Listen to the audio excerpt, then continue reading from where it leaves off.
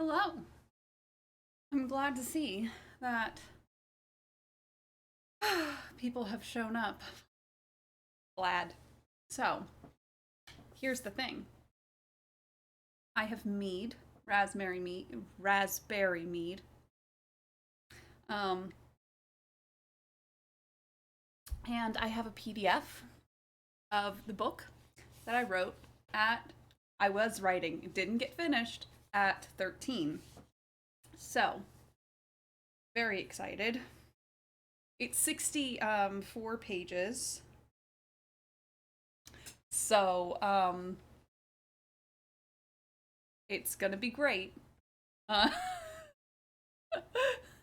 um, do we want music on? I think is the first thing to ask.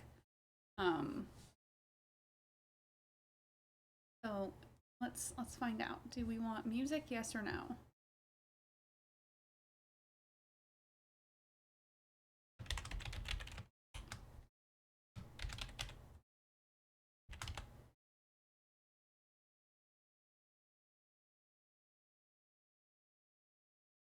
Figure out.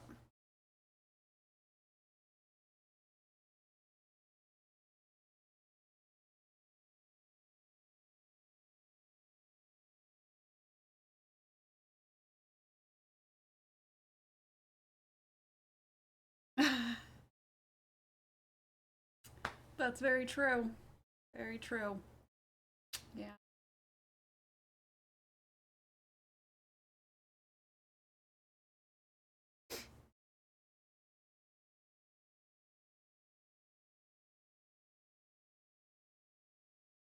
Please do not make it weird. Valid. Okay, let me grab my headphones. We like cleaned everything up over here. It's all completely tidy. Of course. And yet I still somehow made a mess of it. Always. Hello, Nancy. I'm gonna hang out. Are you coming to try and attack my headphones? She says, I'm coming to try and attack your headphones.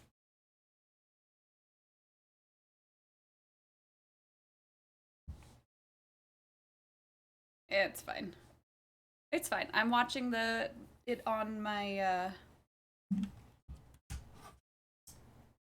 browser source. There we go. It looks to be, as there's one person voted, I think that means yes, we're going to have some music.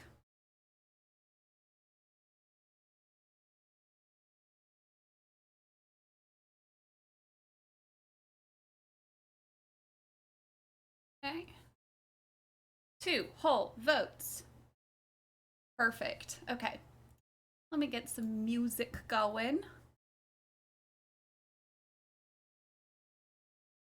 Get now playing.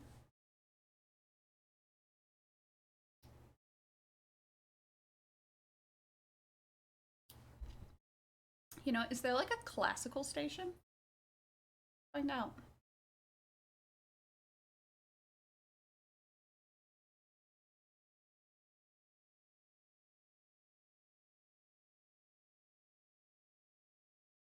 Okay. Chill. Happy holidays. Lo-fi pop metal. That is okay. So surprise me. Liked. Alternative. Chill. Chill guitars. Chill jazz. I feel like chill jazz sounds like the best for what I'm doing right now.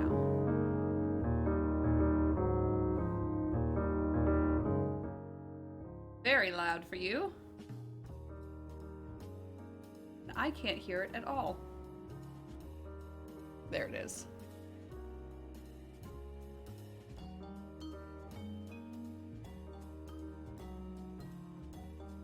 Let me know if that's too loud or not. Okay. If it's too loud, let me know. Just holler. But let's do it. This never had a name. It was titled Two Girls because that's what made sense when I was writing it. So, let's do this.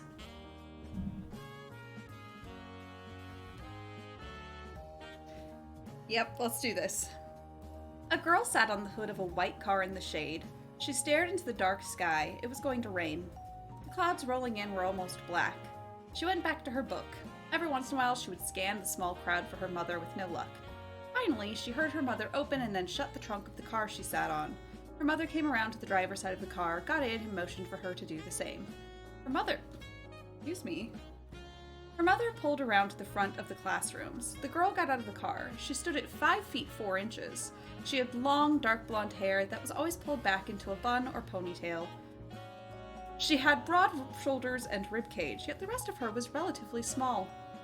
Her nose, speckled with freckles, was small and slightly turned up.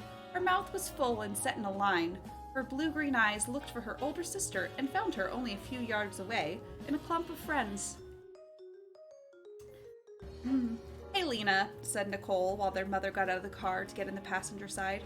Nicole got in the driver's seat. Nicole was only an inch taller than her younger sister, but was almost 3 years older.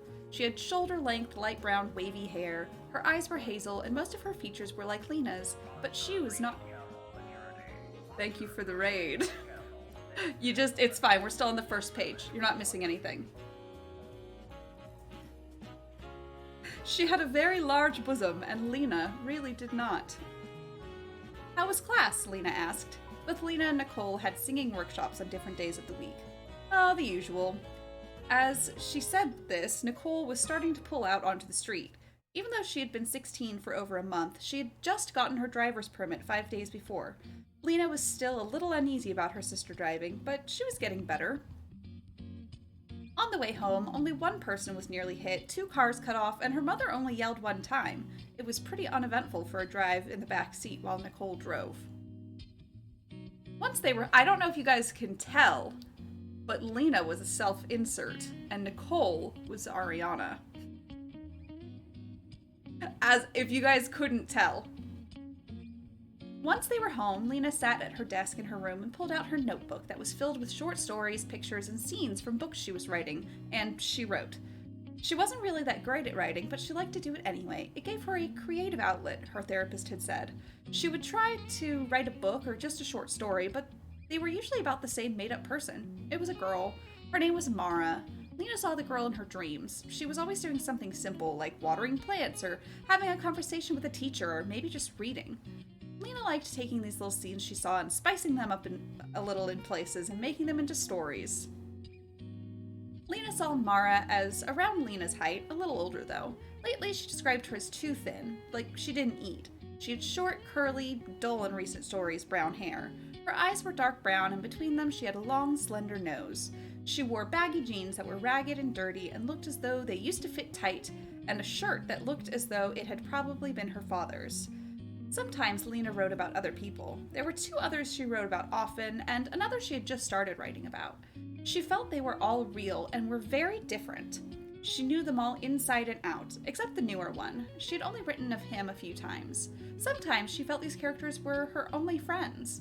Her mother took her to a therapist once a month to ask if this was a normal from a 13-year-old girl. Her therapist, Dr. Leek.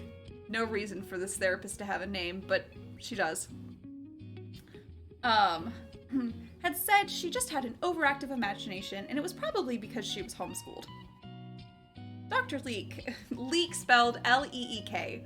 So leek like the plant. She should socialize at least once a week, and they should find her some sort of creative outlet for her, and maybe the imaginary friends would go away. Lena found it all preposterous, and still thought about her characters as people because she was stubborn. So Lena wrote. She wrote about Mara today. Mara was in the park again. She'd been there a lot lately. Mara was upset.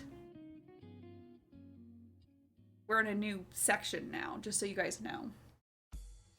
Mara missed her father a lot. He had died only 2 weeks before. Mara had a right to miss him. He had been her only family. He might not have been the perfect dad, but he was dad all the same. And now he was gone. Just the thought of him not coming back made her sob. She had to pull herself together. She was 14 and had no home or family to her name. She pushed a curl behind her ear. What was she to do? She... Well, she wouldn't be adopted. No one would want a teenage girl. She wouldn't want a new family either. She had liked her old one just fine. Thought of her father came back and she burst into tears again. After a few minutes, she pushed back her tears and went back to thinking. She had to do something, but every time she tried to think, the only thing she could think of was her father. It had started to rain. She ran for shelter. It wasn't hard to find shelter in a place full of trees, buildings, and covered walkways. After her dad had died, she left the apartment they had called home in fear someone would come and take her to a foster home. Just straight up, she was afraid of being in a foster home. Okay. Where was I?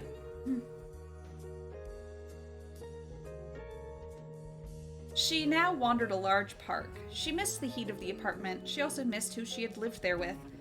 More tears came to her eyes. She pushed them back. This was a public park. She didn't want the people around her to see how upset she was. She didn't want to look vulnerable. There were people here that didn't look trustworthy.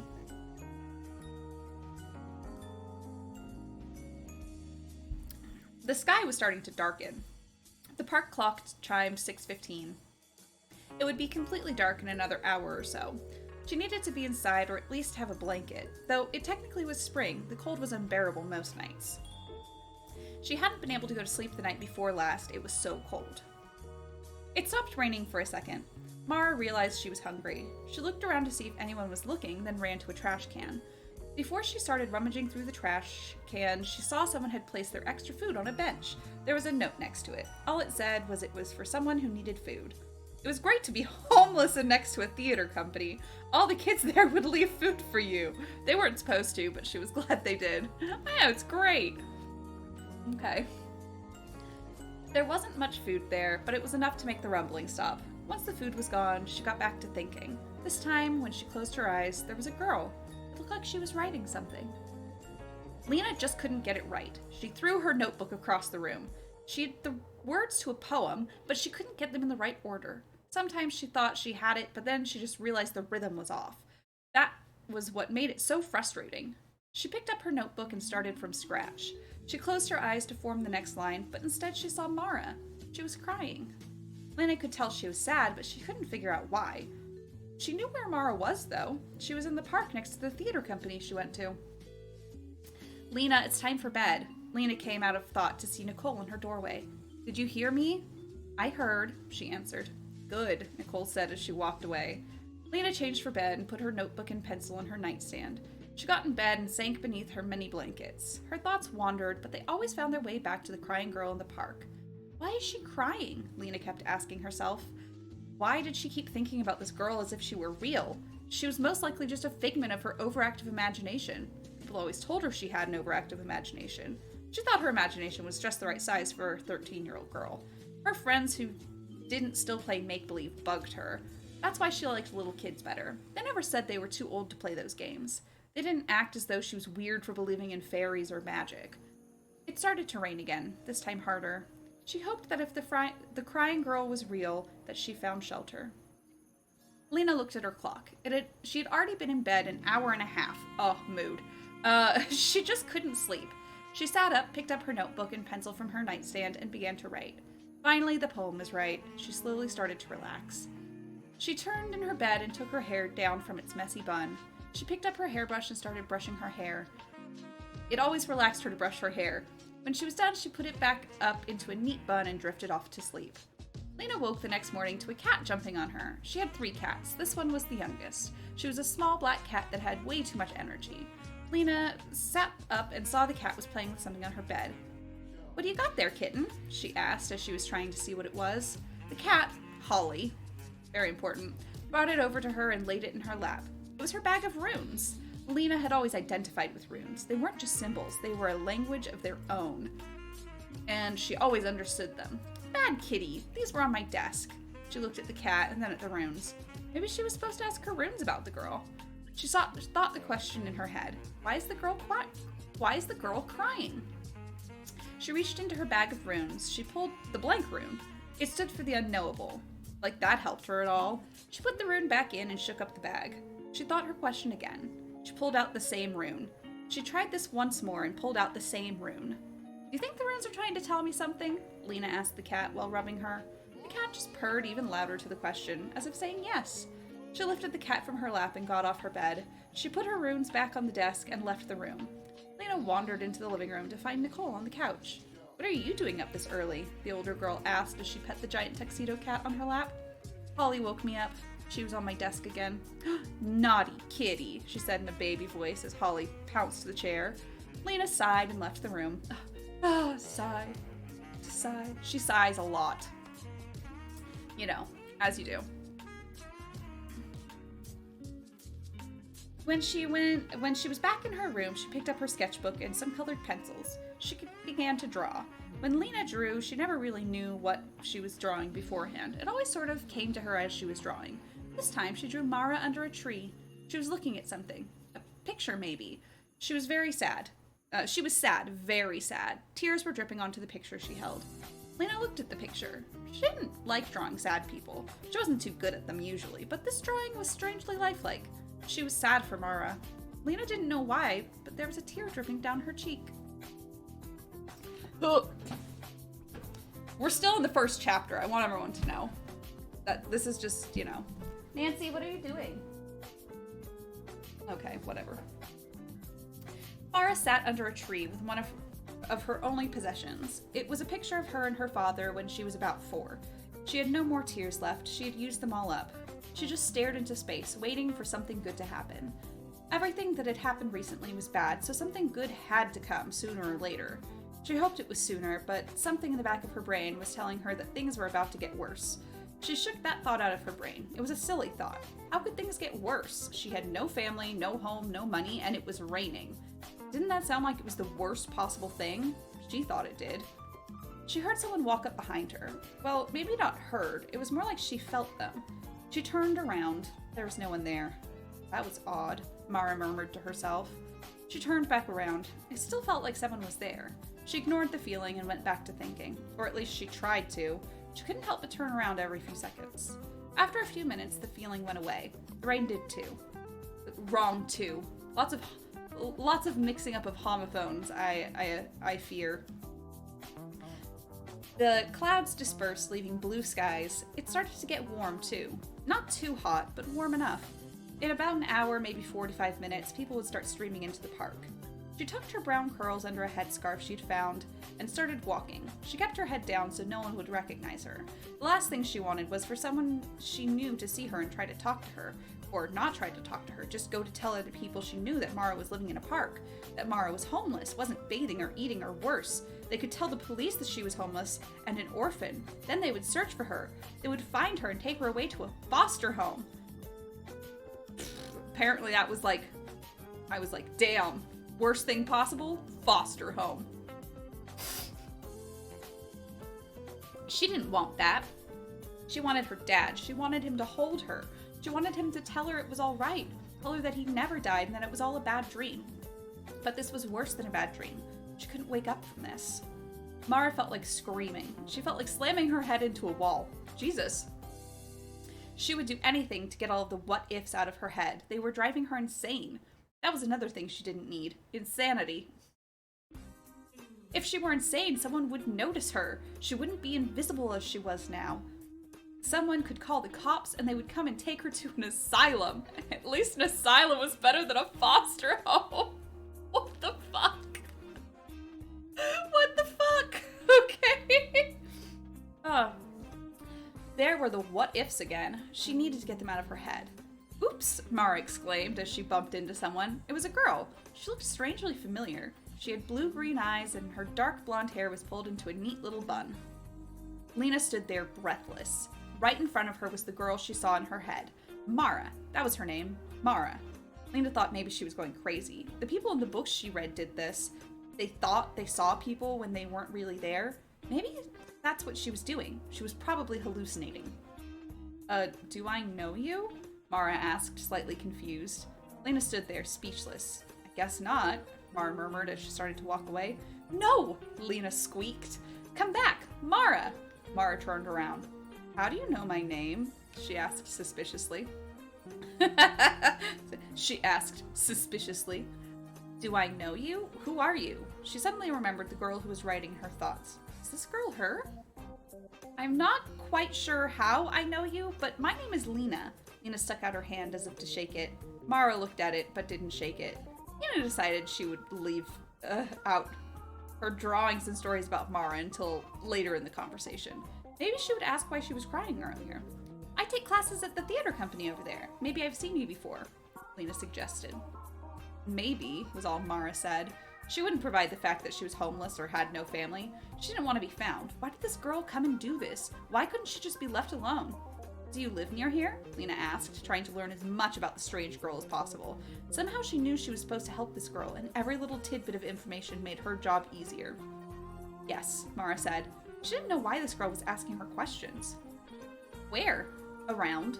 Maybe I know your parents. You don't. How do you know? Lena was losing her patience. Why was this girl being difficult? Couldn't she tell Lena was trying to help?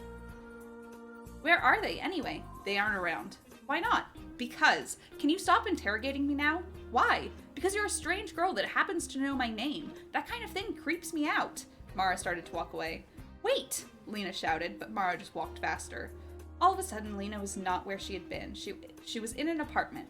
There was a tall man on a ladder fixing a hole in the ceiling. He must have been at least 6 feet tall. A tall man, at least 6 feet. He had auburn hair that was wavy and a very short beard. His face looked so much like Mara's, but his nose was shorter. In walked Mara. Hi, Dad, Mara said cheerfully as she headed towards the couch. On her way there, she bumped the ladder and her father fell off. They both screamed as he fell. He hit the floor with a thud. Dad? Daddy? Mara ran to the phone and started dialing. He lay there motionless. She put down the phone mid-dial and looked at him. She ran into another room. She came back out with a bag. Clothing was falling out of it. She tucked the clothing back in and looked at her father one last time. She ran out the front door. Jesus Christ. Lena came back to her world and saw Mara still walking. Mara, come back! She started running after her. Lena happened to be a fast sprinter and caught up with Mara in no time at all. What do you want from me? Mara screamed as she turned around. She looked into Lena's eyes for the first time and saw her father's death. I know about your father. Oh my god. Oh, mwah. I know what happened to your mother. Nope. I know about your father. Lena spoke very quietly. I'm very sorry. I do not know how I know this, and please do not ask me. No contractions here. None. Please do not ask me. Lena held Mara's eyes. She saw Mara's mother dying while giving birth to Mara. It was Mara who looked away first. She couldn't bear the sight she saw in those eyes. Mara kept her eyes down. This strange girl knew her secrets. This girl was obviously the girl who was in her thoughts. This girl, she said her name was Lena, obviously had magic. Mara hadn't believed in magic for years, but she knew it when she saw it. Do you live in the park? Lena asked quietly. Yes, Mara said, her voice barely audible. Please don't tell anyone. Mara looked up into Lena's eyes beseechingly. She saw nothing now in those blue-green eyes. I won't, Lena said after a moment. Do you want clothing or something? Food?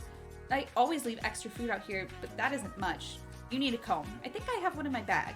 She started searching through the book bag on her shoulder. She produced a comb and gave it to Mara, who took off her headscarf and started combing. When she was done, she tried to give it back to Lena, but she pushed it away. You can have it. Thank you. Mara tucked it into a pocket. Can I take you up on that offer? Some food sounds wonderful. Sure. You can have a bath, too. I live right around here, so we can sneak in my house and you can take a shower. After that, you can have some of my clothing. Then we can eat. That sounds great, Mara said as they started to walk towards Lena's house. Oh boy. We're only 11 pages in out of 64. This is going to take more than one stream, I think. Mara looked much better after a shower and food. Her hair was shiny again, her cheeks rosy. She had chosen a skirt that was now too small for Lena and a shirt from the theater company Lena went to. Lena also gave Mara her warmest blanket, socks, shoes, a sweatshirt, and a pillow. Thanks for all the stuff, Mara said in between bites of sandwich. You didn't need to give it to me. Yes, I did, Lena said plainly. You can come back next week and we can do the same thing. Mara looked surprised at this offer. Why was Lena being so nice to her? Was Lena leading Mara into a trap set up by the police?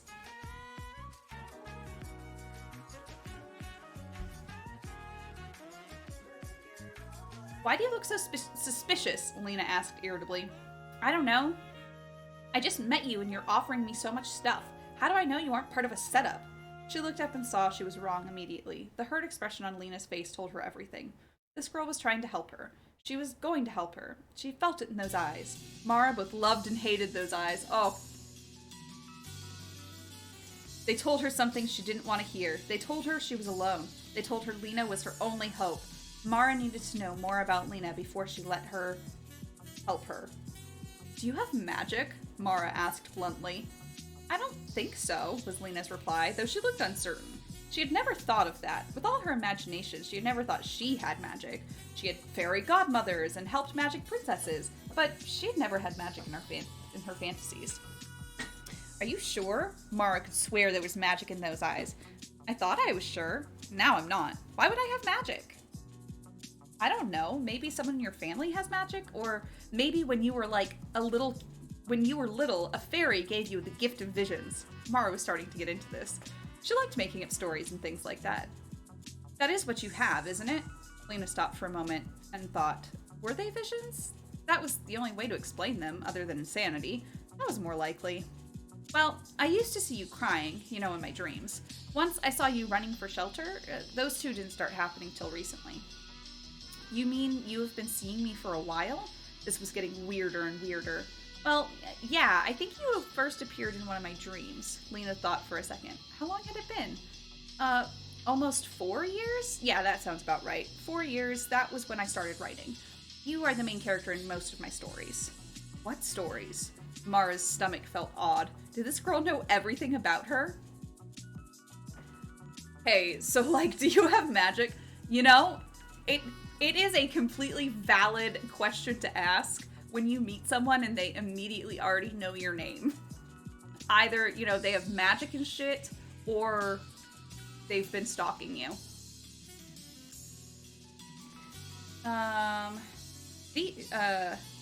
Lena walked out of the room and came back with 3 notebooks and a folder labeled Mara.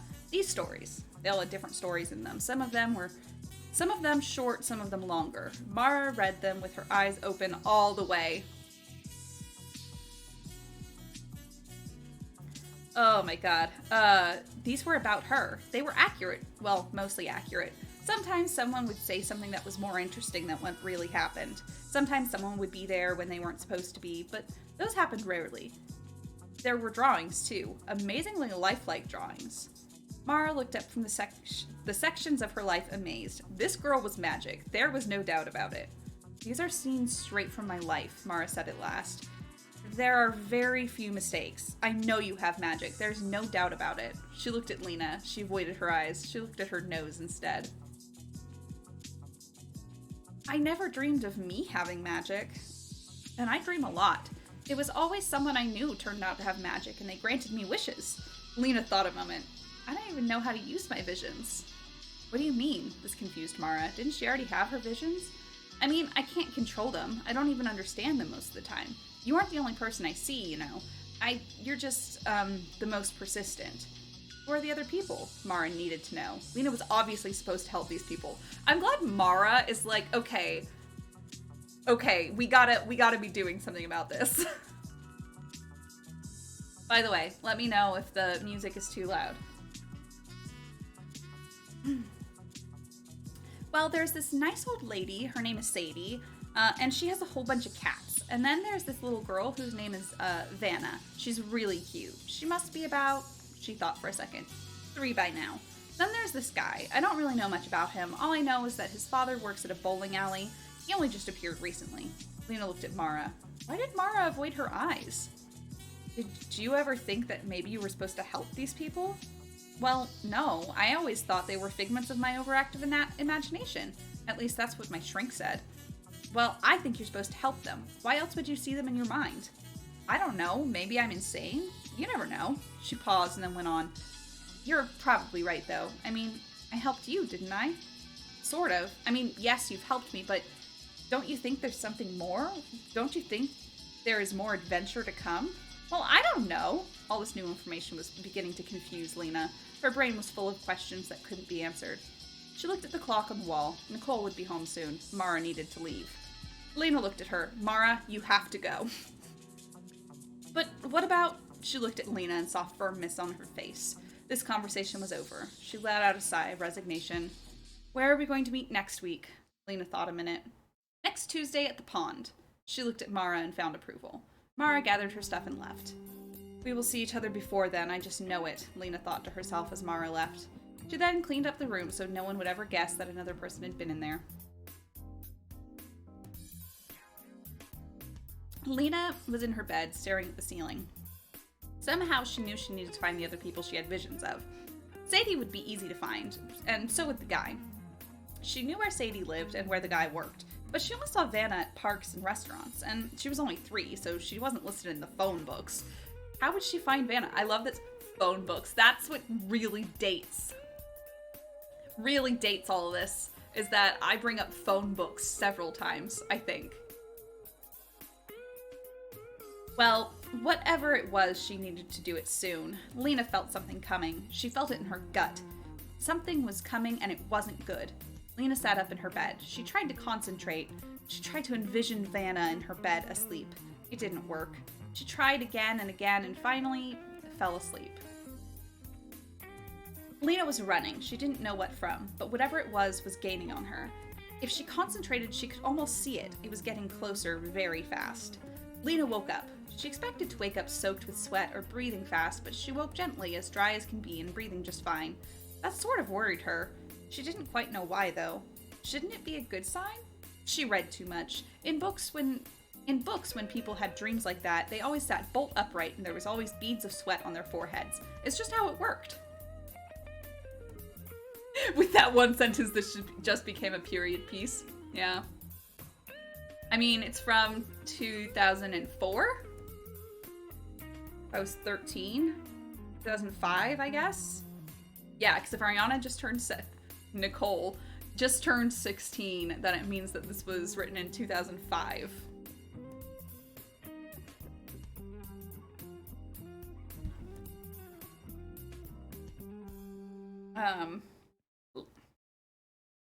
Lena looked at her clock. It was 8 o'clock. She usually woke up around this time.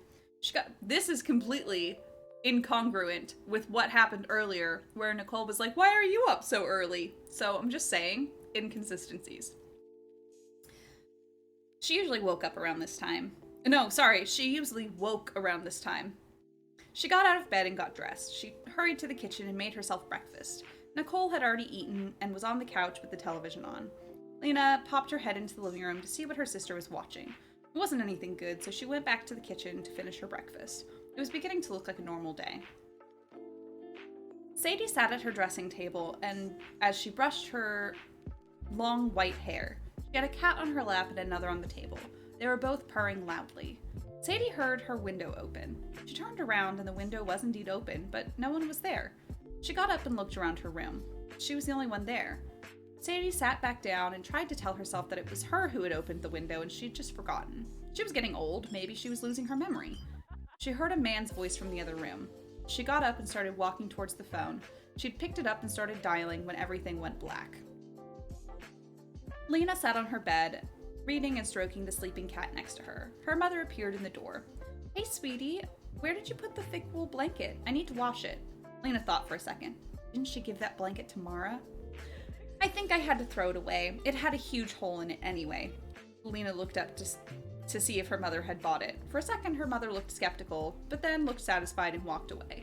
When the footsteps faded, she let out a big sigh. That was a close one. Why couldn't she let her mother in on any of this? She probably wouldn't believe her anyway. Why would she? It sounded crazy. It was crazy. If it was so crazy, why did it seem so logical?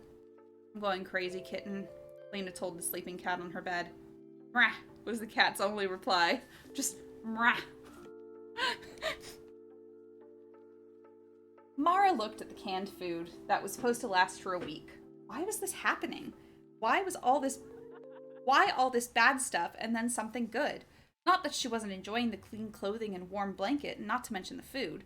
Still, why couldn't she have a normal, boring life? Just think. Magic! Who knew? She had stopped believing in magic when she saw her father sneaking into her room instead of the tooth fairy when she was 9, but all of a sudden, it felt better to know she was right all along. There was magic after all. It was a little scary too, though. If magic was possible, then everything else was too. There was never just good magic, there was evil magic too. The worst part was she didn't know when she was going to see this other side of the magic. For all she knew, Lena could be evil. Anyone and anything could. She had to stay on the lookout. Anything could happen anytime. Lena sat on her couch with a large tuxedo cat on her lap watching television. Nothing strange had happened all day. No visions or anything. She was very glad. Yet something was bugging her. The news came on. Dan Barrett here at 73-year-old Sadie Sanders' home, where she was murdered just hours ago. A picture of Sadie appeared at the upper right-hand corner of the screen. She seems to have been hit over the head repeatedly by some sort of blunt object.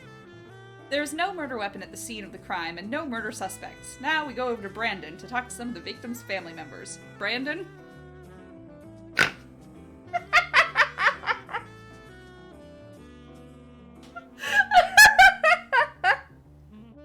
Oh boy.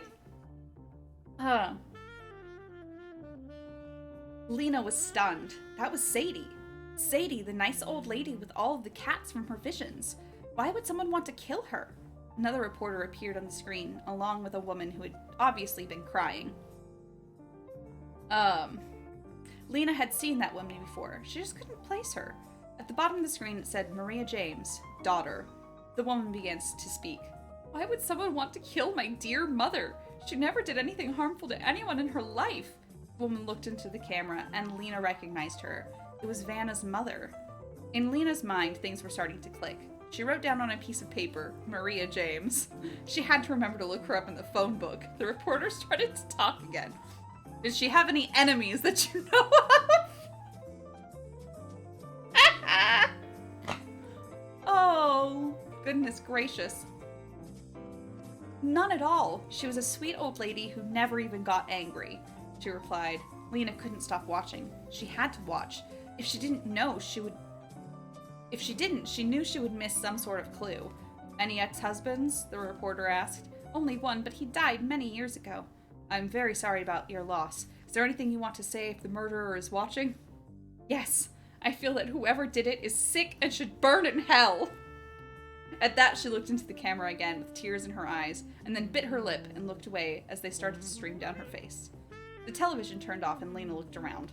Why were you watching that? Nicole asked. There's nothing else on, Lena replied as she took the cat off her lap and gathered her stuff.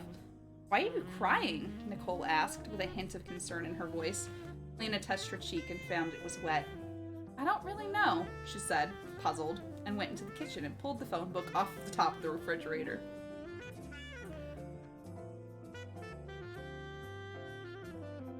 Beautiful. Just, I love the phone books playing a key role here. She then went into her room and shut the door. She sat on her bed and opened up the phone book. She found the J's and then found James. There were 17 James families in the city. There were 2 Marias. There was a Maria K. James and there was a Maria and Sean James. She would pay a visit to Maria and Sean first because Lena knew she was married, and if it wasn't them, then she would find the other one. Lena looked at the address. She would have to take her bike. It was too far to walk and her bike would be faster. She looked at the clock. It was 11:17 p.m. She would have to wait until morning. Until then, she would sleep, or at least try to. She put the phone book away and got into a large t-shirt and sweatpants. She got into her bed and pulled the blankets up to her chin and stared at the ceiling. She saw Mara in her mind. Mara was getting ready for bed.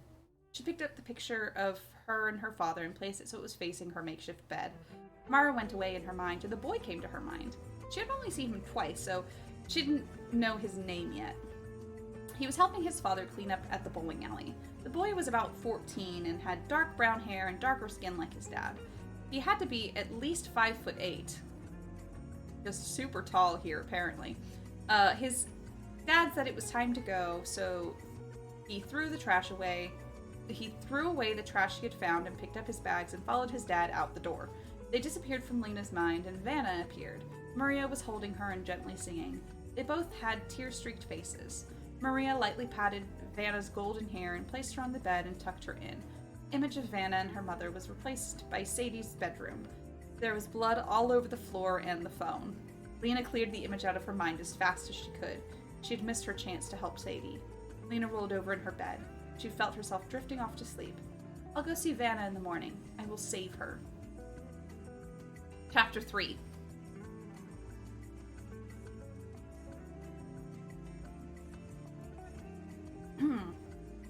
Man. We're not even halfway through this. She was having the dream again. She was running. She could almost see what from. Lena awoke to a bird song. She got up and looked out her window and saw the most beautiful bird she had ever seen. It turned its head to her and sung a few notes more and then flew off. What was the point of the bird? Who knows? Lena left her window and got dressed. She went to her parents' room and knocked on the door. It was open, so she walked in. Mama? She asked in sweet tones. What? Her mother answered, obviously annoyed that she was being disturbed while reading. I was just telling you that I was going to go for a bike ride. I'll be back in about... She paused for a second and calculated approximately how long it would take, then reached a conclusion. About 3 hours? She looked at her mother. You will not, said Lena's mother. You will not, said Lena's mother in even tones. Why not? She whined. Because you have voice in 2 hours and you haven't done any schoolwork for days. She looked up from her book. Lena and her sister were homeschooled. They had been so for most of their lives. If I were you, I would get going now, or you will have to do work when we get home. Lena's mother went back to her book, thus ending the conversation. Lena went back to her room and sat on her bed. She couldn't help Vanna yet. She had to wait. Gah, being 13 and also having to try and save people's lives. Ugh. Lena was very bad at waiting. She sighed and pulled out her science book. At least she had something to pass the time with. She read a little bit and then took the test at the end of the little chapter. That had only taken 17 minutes. She swore under her breath. She had to do something. Her mom would never let her leave. Lena pulled out her drawing pad and began doodling. Soon she found she was drawing that boy.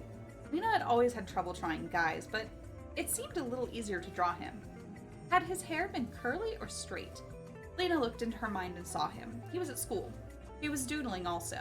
Someone passed him a note. It had the name Chris written across it. He opened the note. So that was his name. Lena made a mental note about it. Chris opened the note. He read it and looked at the girl across from him and nodded. She looked as if she was going to cry and asked if she could go to the bathroom.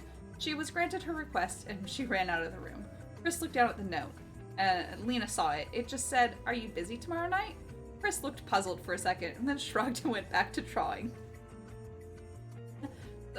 Asked if I was busy and I said, yeah, I was busy. I don't know what her problem is. Oh, he had curly hair. Lena went back to her drawing also.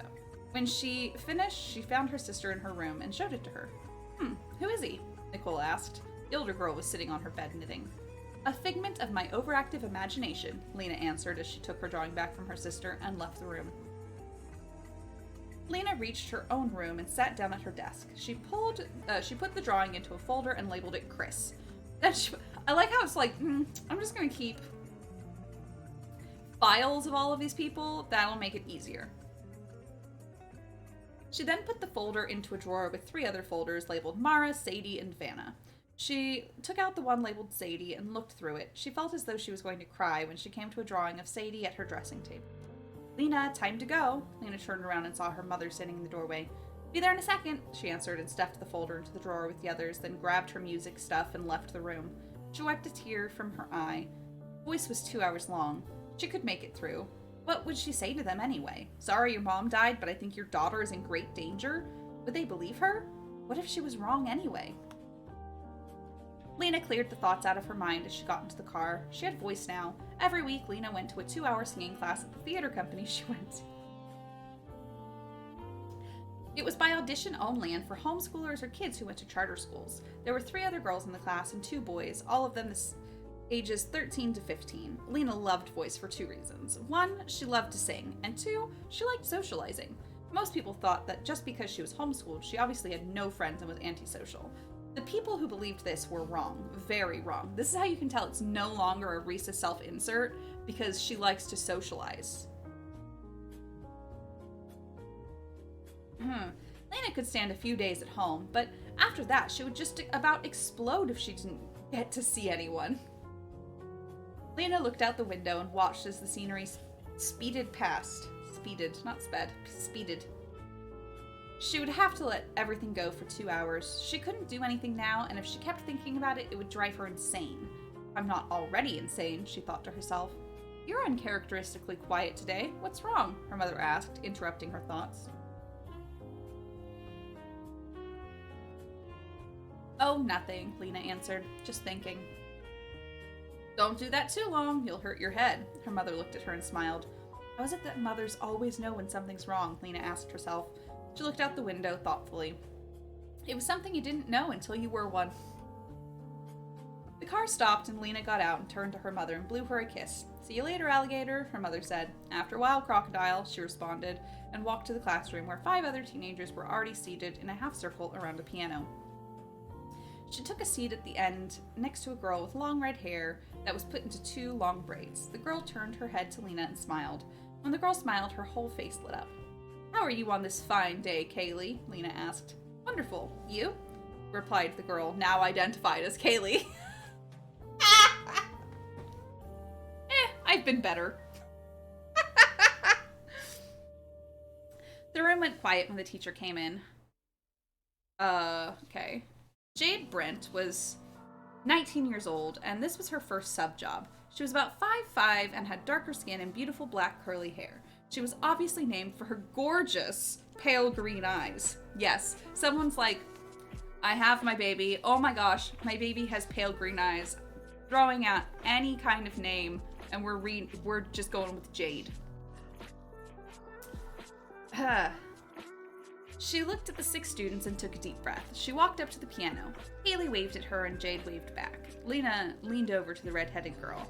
How do you know her? Lena whispered. I go to school with her younger brother, Kaylee whispered back. Hello, my name is Jade Brackus. Oh, she's got a new last name now. It's Brackus. It's not Brant, it's Brackus. I will be subbing for Miss Clark today, Jade said, then sat down and picked up the attendance sheet. There are only 6 of them, she thought. This should be easy. Jade took the attendance and then got started. She leaned on the piano and looked over at the class. So, what do you guys think we should start with? She asked, uncertain how the class should go. A girl with short blonde hair raised her hand. Yes, don't tell me. Sophia? Yes, it's, Sophia. We, usually start with warm-ups, the girl said meekly. Sophia had been homeschooled her entire life and was uneasy talking in public, even in front of 6 kids she'd known for over a year. Lena sighed. This class was what her mother had thought of social interactions with other kids. That doesn't make any sense, it's fine. It was what the therapist had recommended. Jade started playing the scales on the piano, and that was their cue to join in. After warm-ups, they sang through the songs they were practicing for their performance at the end of spring. When class was over, Kaylee took Lena aside. This weekend I'm having a party at my house with some of my friends from school. Do you want to come? It'll be really fun, and I know that you like meeting new people. Haley looked up at Lena. Lena didn't like parties. They were never as fun as just a few friends getting together, but she felt bad because she had missed Kaylee's last party. Haley always threw parties at her house because her family had a lot of money and a very large house. Amazing. Haley had invited Lena to her last 3 parties, but Lena couldn't go. Of course I'll come. When is it? Haley looked ecstatic. Really? You'll come? It's on Saturday at 5. See you there. Kaylee hugged Lena and then skipped away. Lena sighed. Saturday at 5. That was in 2 days. She hoped that she would help Vanna by then. Then she remembered her mission for after class. She had to bike to Vanna's house and do what? What was she supposed to do? Over here, Lena, her mother called. Lena walked over and got in the car. Are you going to be quiet again? Because if you are, I'm going to put on some music. She looked over at her daughter. Yeah, I'm going to be quiet. I'm in a very thoughtful mood, Lena answered. Went back to thinking. She sighed. She couldn't think of anything. She would go home and write. Writing always helped. Always gave her ideas. Moving over to water now.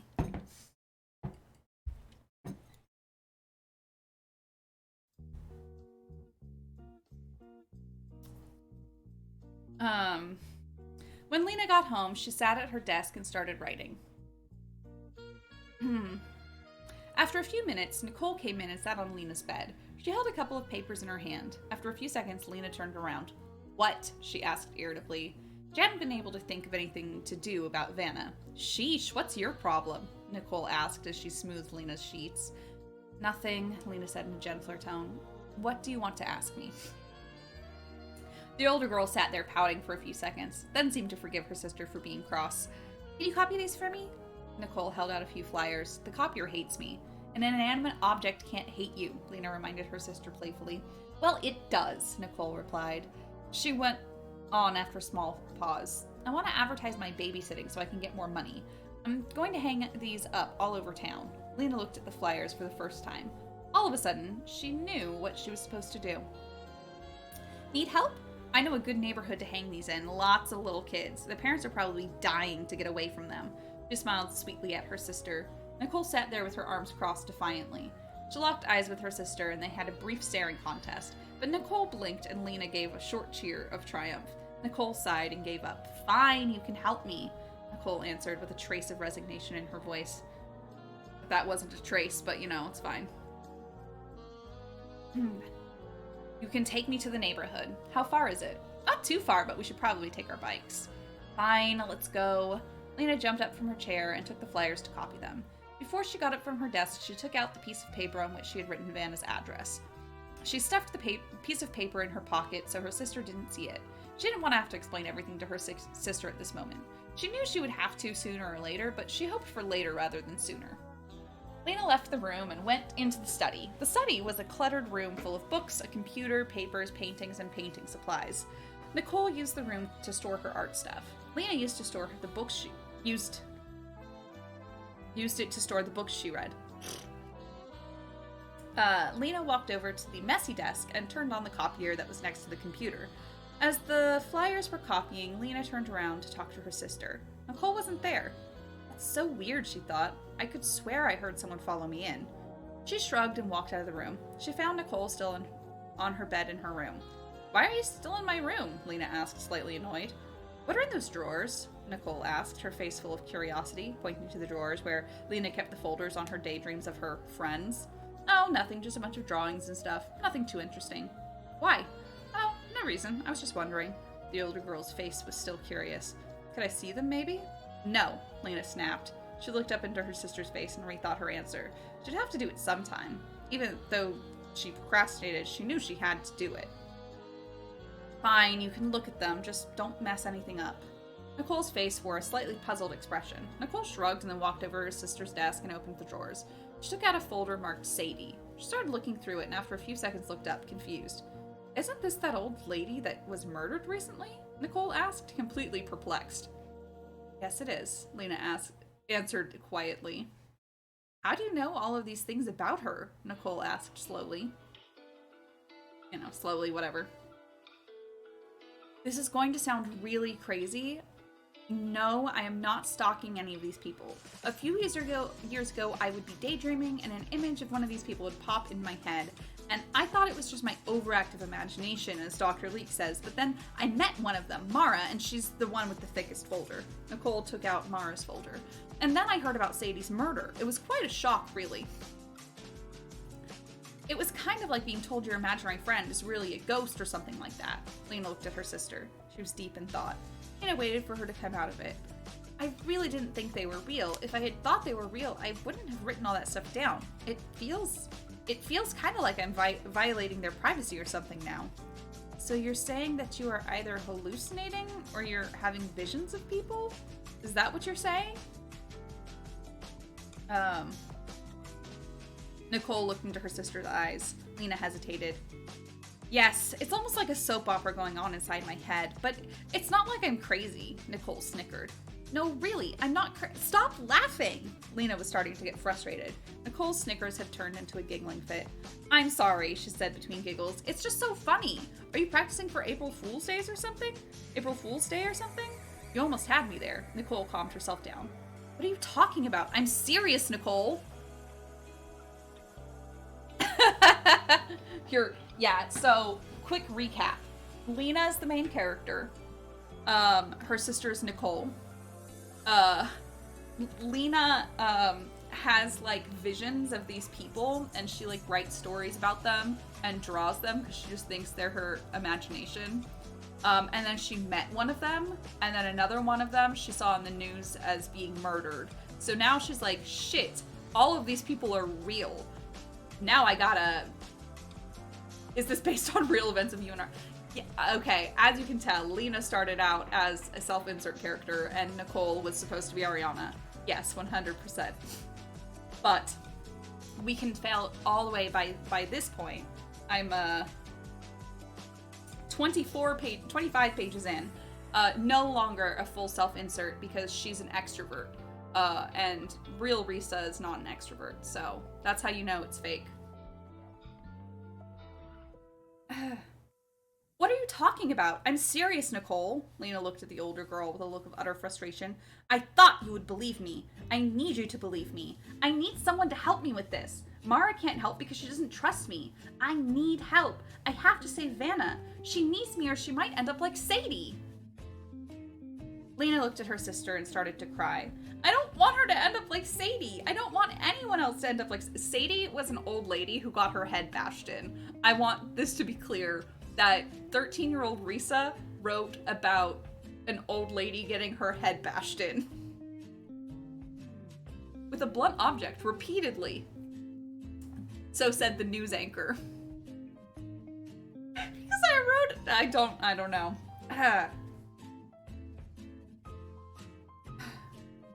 I don't know what happened to her, but I know I could have helped her somehow. Lena was reduced to sobs. Nicole got up and walked over to her sister, who was now on her bed. She took the younger girl in her arms and held her until she stopped crying. Lena then sat up and wiped the tears off her cheeks. She looked at her sister. What do you need me to do? Asked Nicole. Lena hugged her sister so tightly from sheer joy of being believed. Thank you so much, she whispered as she hugged her sister. Oh, whispered. Thank you so much. 11-year-old Hotchkiss My Ass also wrote about brutal murders. You know? I also wrote the line, I know about your father. And he died. And this was before most of those Fantasy Shooter games had come out. This is from 2005. Very quality.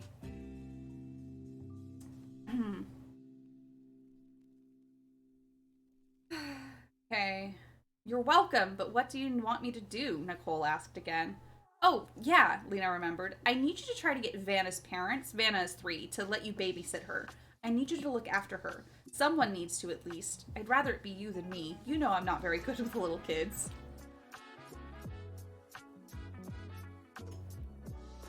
She tapped out at about 10 out of 50 chapters in. Yeah, valid.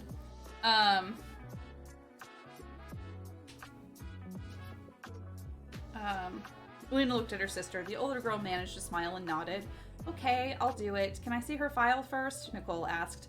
Of course you can. You can look at all of the folders. Lena looked at her sister. Thank you, she said again. It's my job, she replied. I think the flyers are done copying. Go get them so we can leave. Lena ran out of the room towards the study. Nicole watched her go and shook her head. I wonder if she's serious, and if she is, I wonder if she is sane. Nicole thought to herself as she turned a page on one of the files. Lena and Nicole arrived at Vanna's house around 3 o'clock in the afternoon.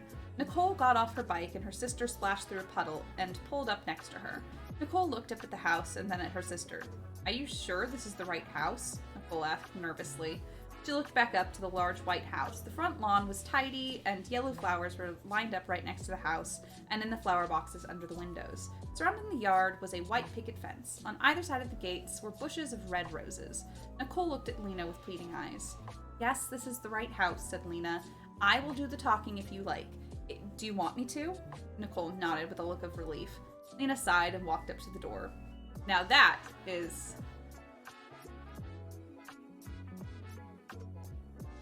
She did because I went to Kinko's to get it printed off. Oh, man.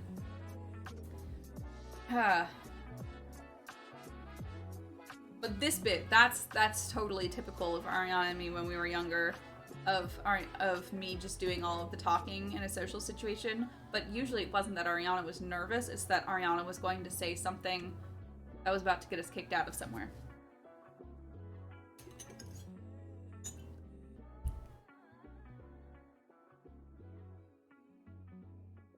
Lena sighed and then walked up to the house. She found the doorbell and rang it without the slightest hesitation. After about a minute, the door opened. A man stood in the doorway. He was quite short, standing about 5'1". He wore his golden hair in a short ponytail at the base of his neck. He looked as though he was normally quite cheerful, but at this moment his eyes were sad. This must be Sean, thought Lena. He looked at Lena expectantly. Lena looked at the flyer in her hands. She showed it to him and began to speak. Hello, my name is Lena Abernathy. My sister and I are hoping to interest you in hiring us to babysit for you. Our fee is $4 an hour per child. Do you have any children? She asked. Yes, I do, he answered slowly. But we do not, oh man, we go back to no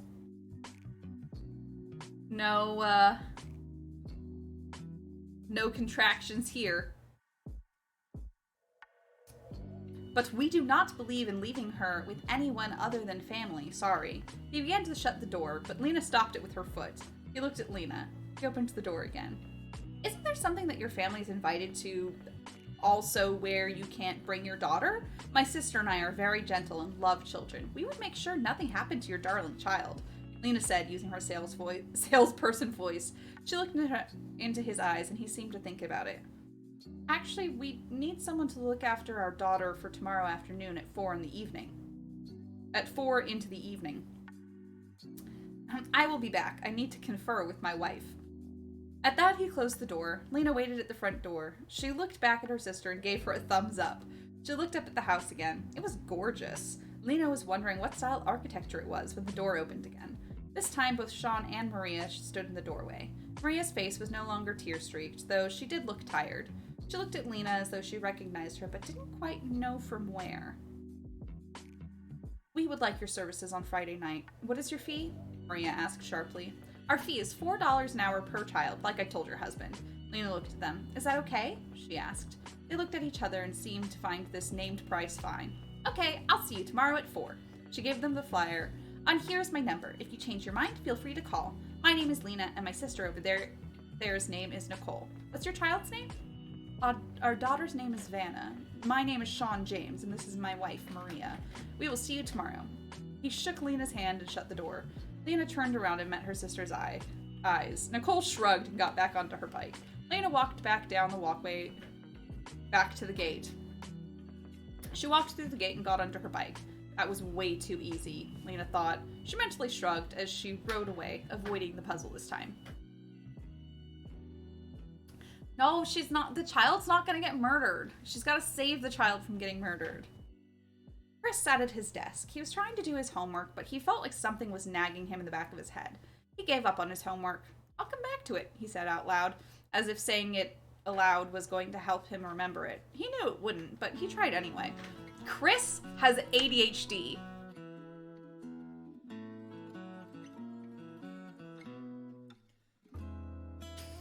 He wasn't the sharpest tool in the box, but he really wasn't dumb. His grades would be average if he remembered about his homework more often. He knew this, but still he forgot to do at least one bit of homework every day, or sometimes he would do it but forget it at home. This never affected his attitude, though. He always came home as happy as he had left. Almost nothing could shatter his calm. That's why he was worried. Chris never felt like this. He felt restless, like something was going to happen, but he didn't know what it was. It also added the feeling of helplessness. Something was going to happen, and he didn't have a choice in the matter. That annoyed him. Nancy, what are you doing? She says, brrr. I'm gonna need to go get more water. So, everyone, think about Chris, and I'll be right back.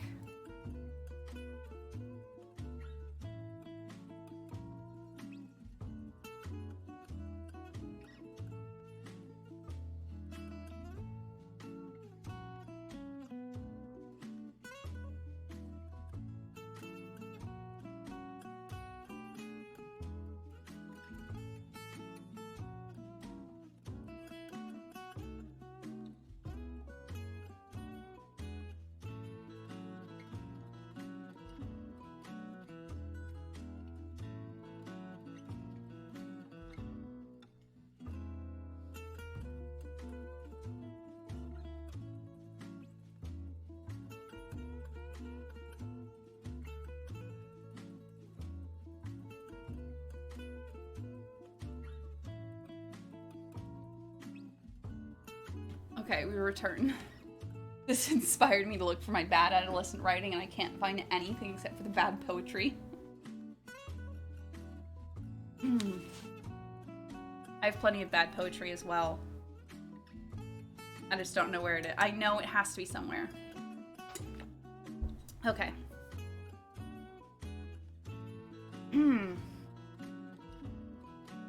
Chris got up and started to walk around his room.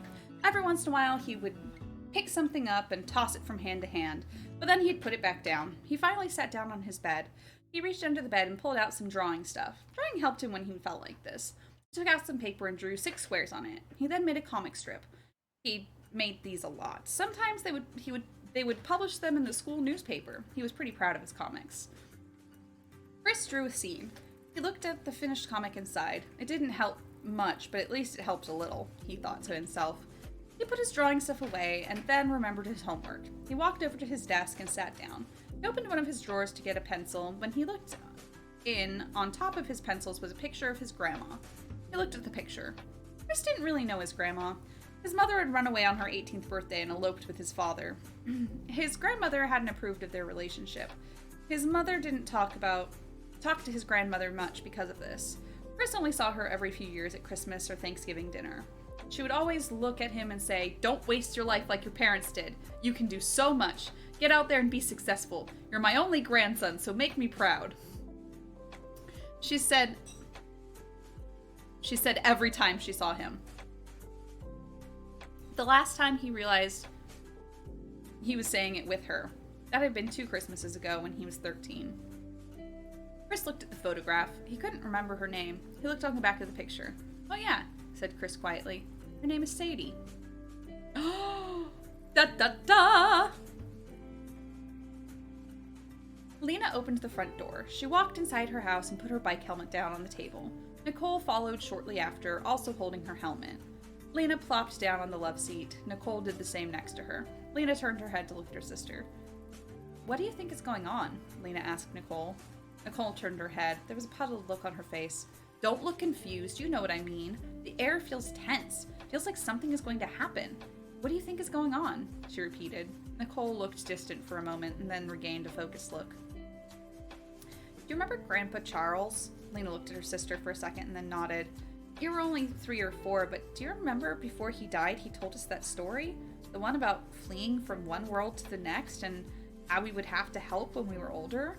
Grandma Margie told us to forget that story. She said Grandma Margie told us to forget that story. She said to never talk about it and that it was just Grandpa's final ravings." Nicole nodded. They both stared into the distance for a few moments, lost in their memories. Lena came back first. "Did you know that I was in the room right before he died?" Nicole looked wide-eyed at her younger sister. "You never told me that." "You were at school and I was with Mom. Well, I was the only person in the hospital room because Mom had left to use the bathroom, and Grandpa called me over to his bed, and he told me that when they came after the other family, I must promise to look after them and help them. He wouldn't let go of my arm until I promised, but right after I promised, he started to leave this world. It looked as though he was being smothered by something invisible. He was grasping for breath, but the air just wouldn't enter his mouth. I saw as the light left his eyes and the machine started to beep." Well, this is because they're 3 years apart. So she was 4, which means that her sister was 7 and in school. Obviously. Right now they're 13 and 16.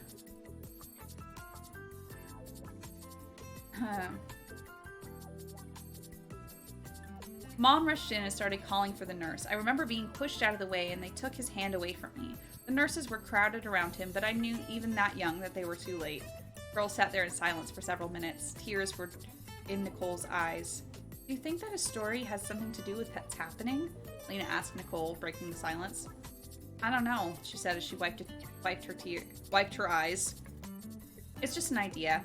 I haven't ever been able to forget about the story because of the urgency in Grandpa's voice when he was telling it to us. I can't really remember it. I haven't ever been able to forget the story. I can't really remember it, though." What? "Excuse you, I have very vivid memories of being 4, so..."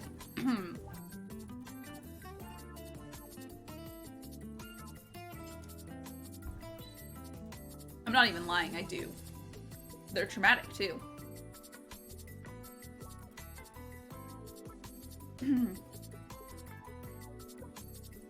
I can't really remember it, though. If we had it in writing, I think that would help. Nicole looked at Lena. The younger girl shrugged. That's your cue to say we do, Nicole added. Lena shook her head. Her face formed a look of confusion. Why would I have it? Lena asked. Aren't you the one with the folders full of people? Lena nodded. Then why can't you just, I don't know, sit down and channel Grandpa Charles or something? It doesn't work that way. Grandpa Charles is dead. I can't even really see the living when I want to, so much less the dead. You would need a medium for that. They're the ones who can contact the dead, not me. I'm just a run-of-the-mill person with abnormal, she snapped her fingers a few times when trying to come up with a word. Talents. Yeah, talents. I'm not a medium. I'm not even psychic, really. I just have very realistic daydreams that end up being real. Lena took a big breath and looked at her sister. Nicole stood up. She turned on her heels and faced her sister. You may not have it in writing, but if it was true, wouldn't Mom remember? Lena held out her hands. Nicole took them and pulled her sister up. Lena looked thoughtfully at her sister for a second. Then her face changed into an expression of excitement. She should remember, Lena said. She had to have been somewhere from 5 to 10. She had a moment of thought. How are we going to get her to tell us? We can't just walk up to her and say, Did you ever used to live in another universe? No? Oh, just asking. Can we? Lena asked her sister. Nicole thought for a second. I don't know, she admitted, but we'll have to figure out later. We need to get some schoolwork done if we want to be on her good side at all. Lena agreed and they went to their rooms. Maria James sat at the foot of her bed next to her husband. They both wore expressions of disbelief.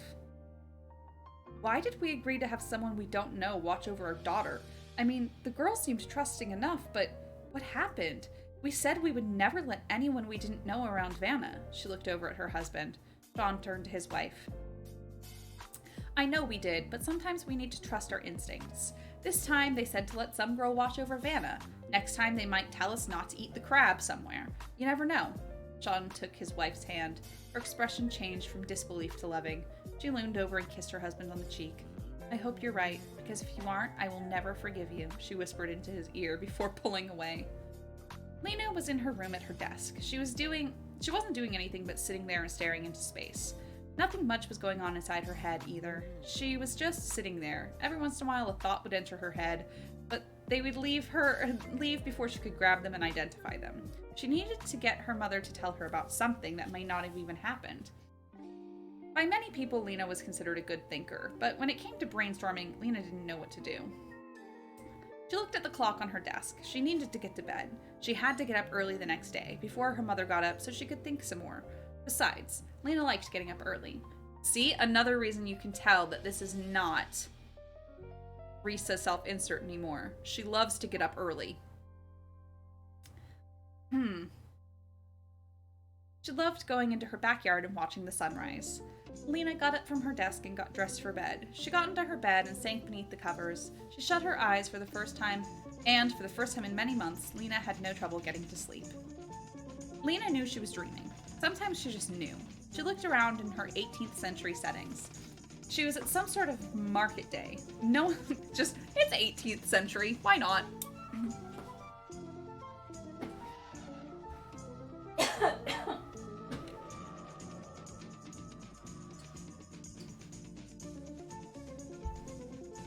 Hmm. 18th century settings, right?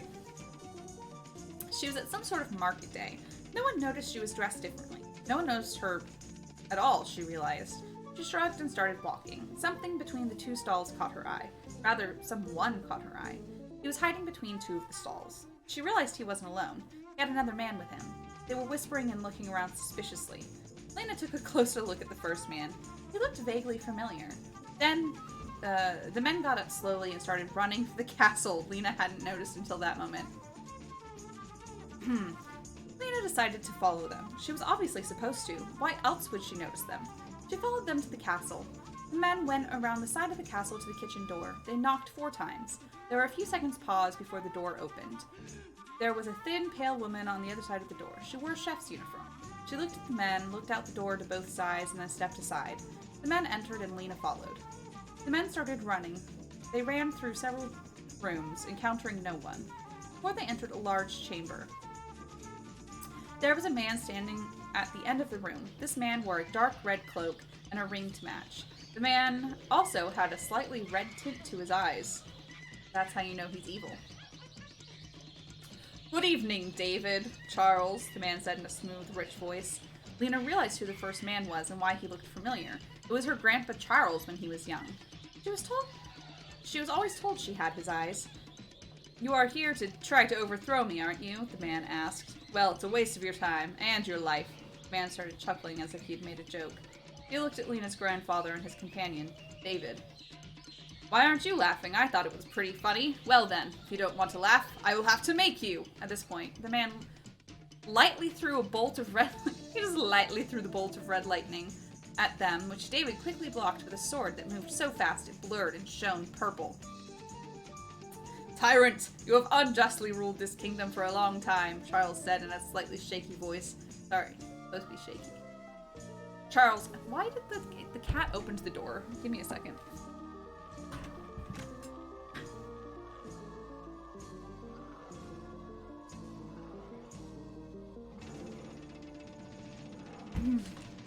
There we go. That's better.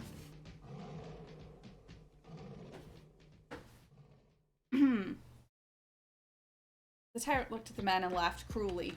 "You think you can kill me? You're just two silly men with swords." "David, you have power," the tyrant smiled. "Why don't you do the right thing and sacrifice yourself for the good of the kingdom and give it to me?" David stood there obstinately. The tyrant sighed and looked at the men with false pity in his red eyes. "Well, if that's how you want to play." A sword appeared in the tyrant's hand. "We'll play it your way." David charged the tyrant, and their swords clashed. David was obviously an excellent swordsman. He had more skill than the tyrant, and he was winning. While the tyrant was busy with David, Charles snuck behind him and over to the keys the tyrant had left on a pedestal and pocketed them. David knocked the tyrant's sword from his hand and put his sword at his throat. "You shall never murder another innocent person," David boomed in a low voice. The tyrant smiled, and David's sword appeared in the tyrant's hand. The sword went through David quickly. Lena gasped. David looked down at the sword through his stomach. He fell backwards. Charles ran and thrust his sword in the tyrant's back and twisted it. He pulled back his sword and kicked the tyrant over, his face filled with grief. He ran over to his friend. Accurate tyrant visualization is very important.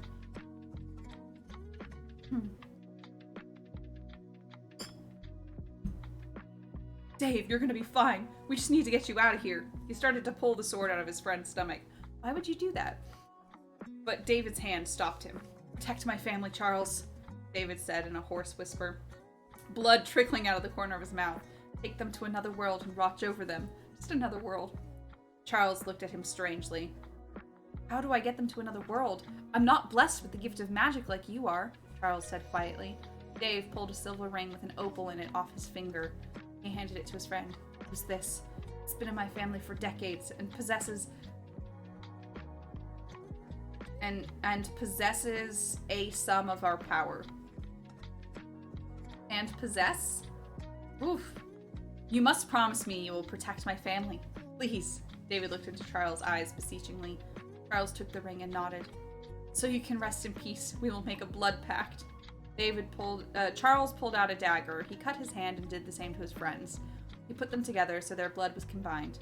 "I promise I will watch over your family and help them in any time of need.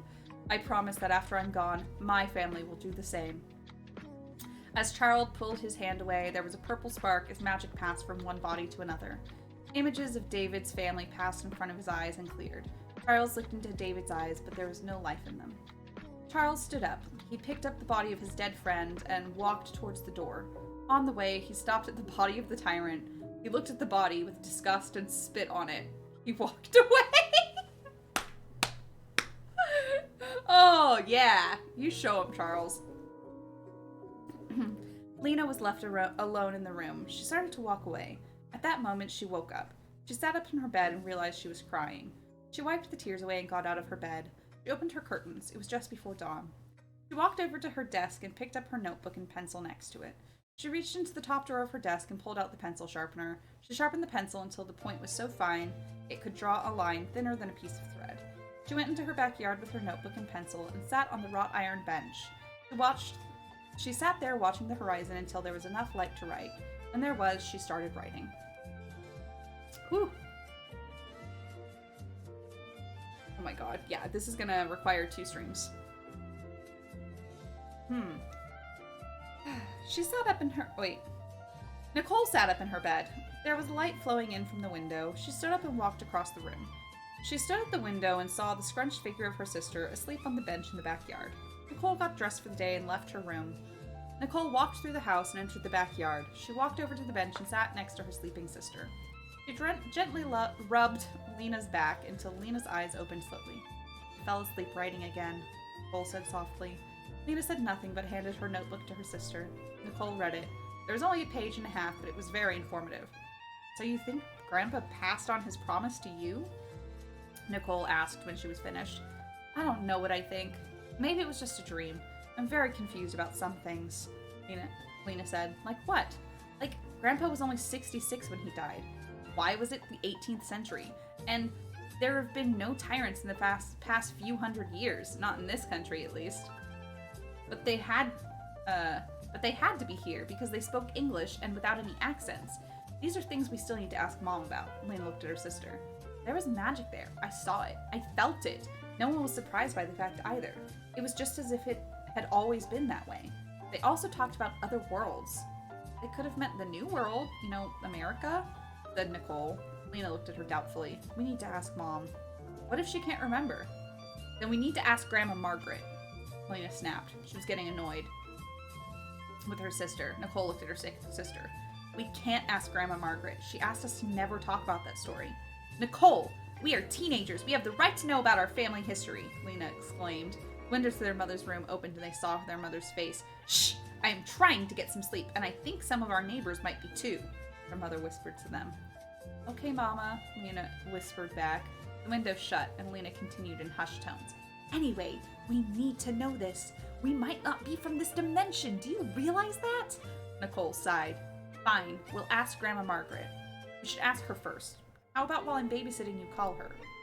No, we should talk to Grandma together before you go babysit. I think I'm going somewhere while you're out. I just don't know where yet. Lena stood up and started going inside. What do you think we'll find out? And whatever it is, what are we going to do about it? Lena stopped but didn't turn around. I don't know, but I don't know who just said that. I don't know, but there's reason to worry.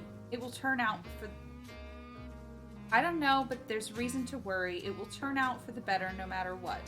Even if the better is something we see as the worst, she thought to herself.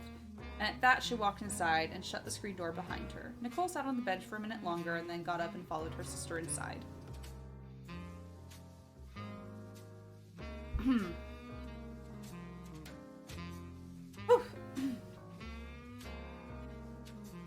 Chris put his robe on and went outside to get the paper. He picked it up and went inside. He handed it to his dad and went to his room to get dressed for school. As he was putting his clothes on, he heard his father open the newspaper and mumble to himself as he read it. Chris started brushing his teeth, and he heard his dad put down the paper. Honey, you need to see this. It's an obituary. Chris's dad's voice was shaking. Chris washed out his mouth and went into the dining room. He saw his dad at the table. He looked like he had just seen a ghost. Chris's mom came in and picked up the newspaper and started to read it. After a second, her hand went to her mouth and tears started rolling down her cheeks. What is it? Chris asked, getting slightly nervous.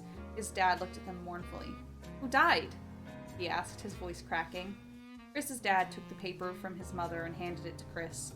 His mother stood there staring at the opposite wall, tears rolling down her face, and her hand over her mouth. Chris looked at the article. It read, Sadie Sanders. Sadie Sanders, aged 73, was brutally murdered in her own home. Brutally? You know what they say? You know what they say in, hi Nancy, in, obituaries. They say brutally murdered. Oh, mwah. Sadie had lived alone with her 13 cats and was survived by 2 children and 3 grandchildren. She had been loved greatly and will be sorely missed. Her funeral services will be held tonight at 5 p.m. in the main service room at the mortuary. Not funeral home, mortuary. Chris looked up. He hadn't really known his grandmother, but felt offended that no one had told him about this. He had the right to know. He rethought that. His parents looked just as shocked as he was. His father was holding his mother, and he could hear wrong here, but he could hear muffled sobs. He felt offended someone hadn't told them. They had the right to know. Jade, come in here, Chris called, his voice as calm as ever. Jade Brackus walked into the room. Though she was older than her brother, she was several inches shorter. Chris handed her the newspaper and she read it. She let it fall onto the table, her face blank.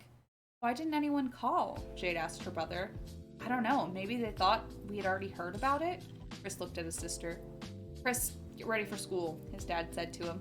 Chris went to his room. Once in there, he shut his door. He was gathering his homework up off his desk and something fell to the floor. He picked it up and looked at it. It was the picture of Sadie. He looked at it for a moment and then put it in his pocket. He picked up his backpack and went into the dining room where his father was getting his mother to sit down. Jade had sat down next to her mother and held her hand as they cried. Chris's father walked out of the room and Chris followed. Chris's dad started grabbing his things to go. We're going to the service, right? Chris asked. His father looked at him. Of course we are. We have a right to. We're all going and there's nothing anyone can do to stop us. Chris's father then stormed out of the front door and got into the car and started it. Chris ran outside and got in the car before his dad could drive away. Oh.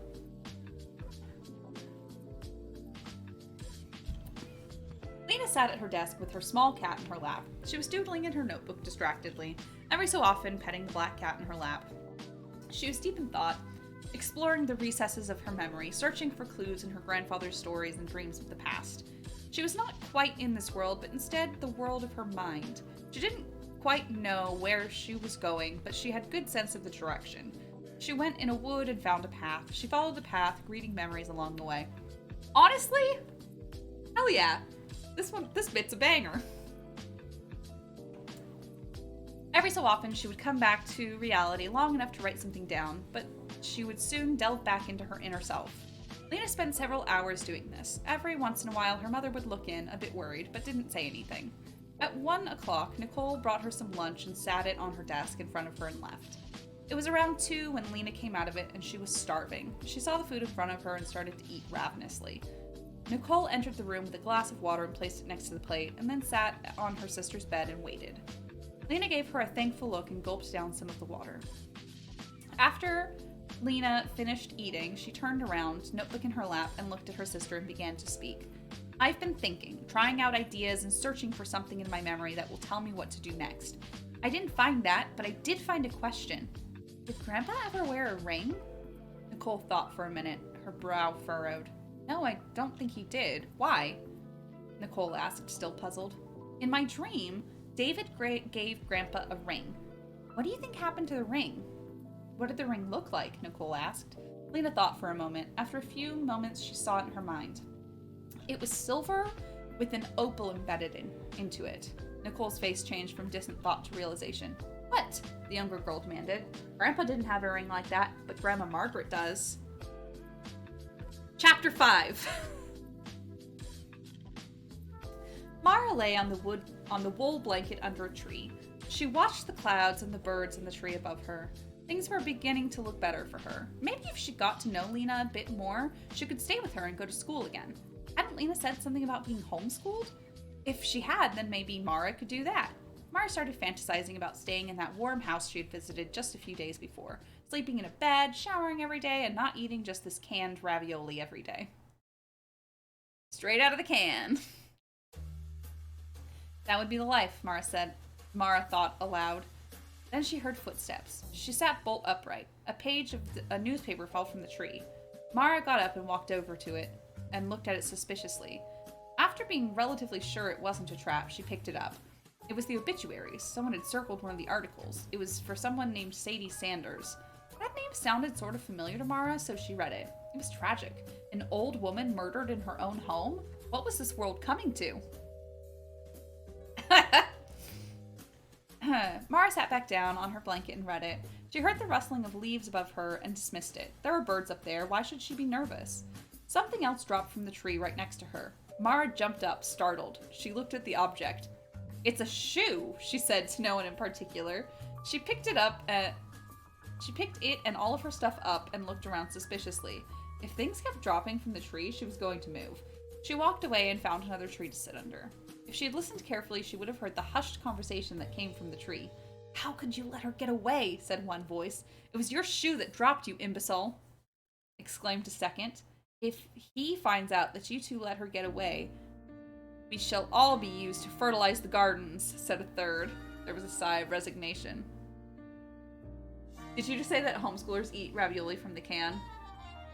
No. I'm saying that she was eating ravioli straight from the can. Though, to be fair, we did eat ravioli straight from the can, and we were homeschooled, so maybe it is a stereotype.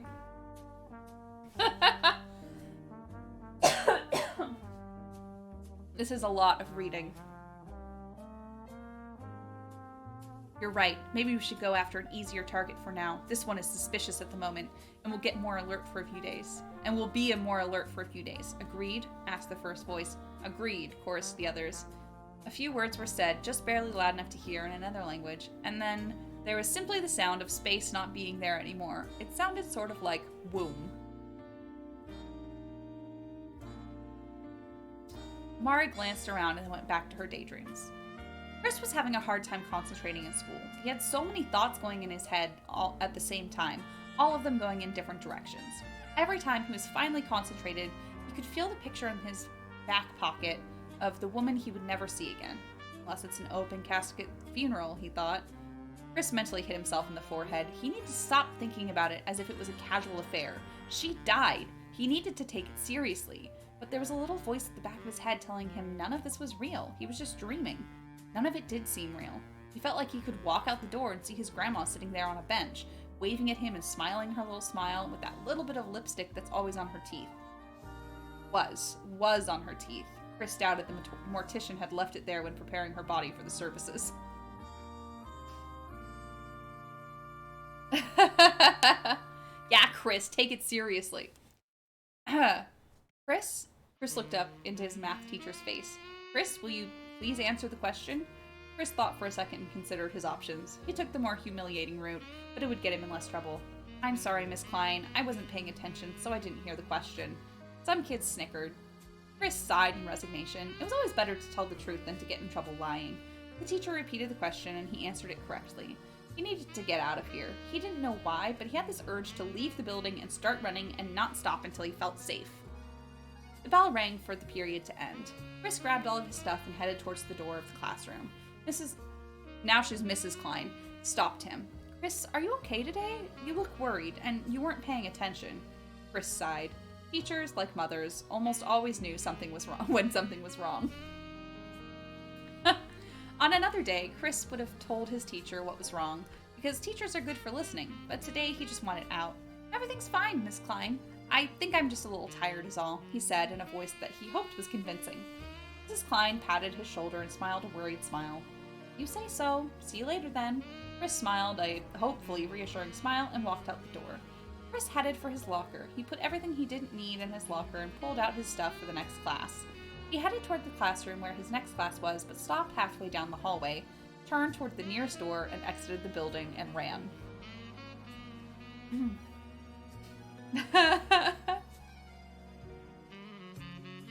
Lena looked at the picture she had of her grandmother and the ring on a chain around her neck. She put it down on the table. Lena had known she would have to talk to her grandmother, but she didn't want to. Margaret Abernathy was a thin, sharp woman in her 70s, with bright white hair that she kept in a tight bun and dark green eyes that could melt holes in your skull if she glared. Margaret had never liked Lena's father, and she let him know it. After he left Lena's mother for another woman, Margaret had let Lena's mother know how right she was about him. Lena's mother was never really into religion and brought up Lena and Nicole to know about it, but they never really had to have one. Margaret didn't approve of this, so she made them all pray before eating on holidays, and she wouldn't touch her food until they did so. Lena really did not want to call her grandmother. She sat at the table with the phone in front of her. She was tracing the wood grain on the table absently as she tried to script the conversation in her head. No conversation ended well. Lena finally picked up the phone and dialed the number. Every time it rang, Lena cringed. She hoped, even prayed that her grandmother wouldn't answer, but to no avail. After the fourth ring, her grandmother picked up the phone. "Hello?" Margaret answered. Lena took a deep breath. She couldn't think of anything to say. She started panicking. No words would come out of her mouth. "I said hello?" Margaret said, sounding slightly annoyed. Lena calmed down a little. "Hi, Grandma. It's me, Lena," she said meekly. "Speak up, Lena, and you know I abhor the name Grandma," Margaret said sharply. "Call me grandmother or Margaret, but never Grandma." She spit the word out as if it was the name of the devil himself.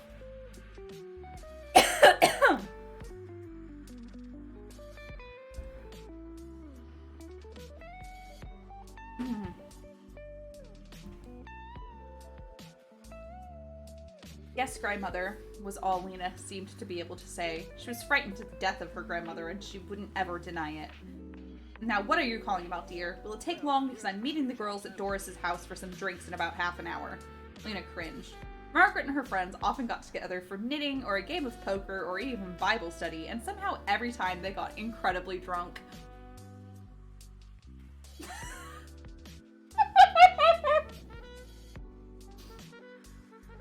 Margaret didn't tell anyone about this except Lena. She found it was scandalous that a woman her age would even think about getting inebriated, let alone actually do it.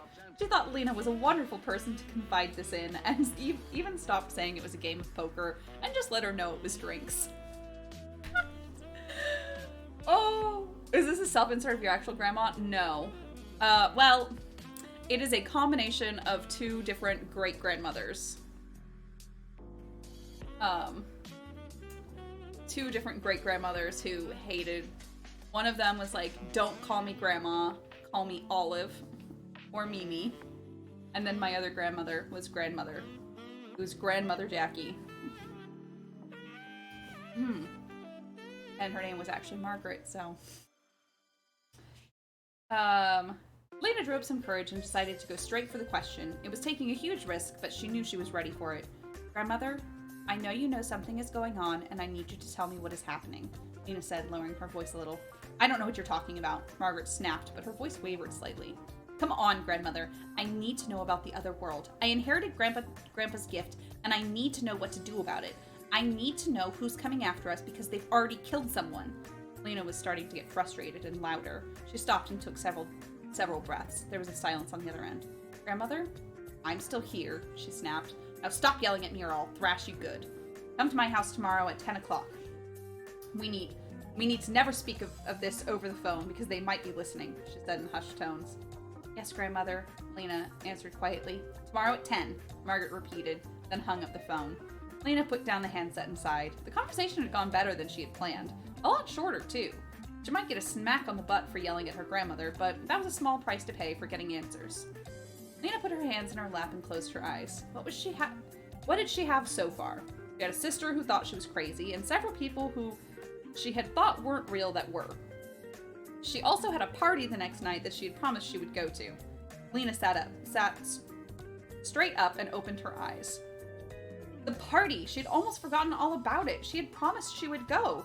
And in Lena's book, a promise was a promise, and she wouldn't even dream of breaking it. That might complicate things a bit, she thought.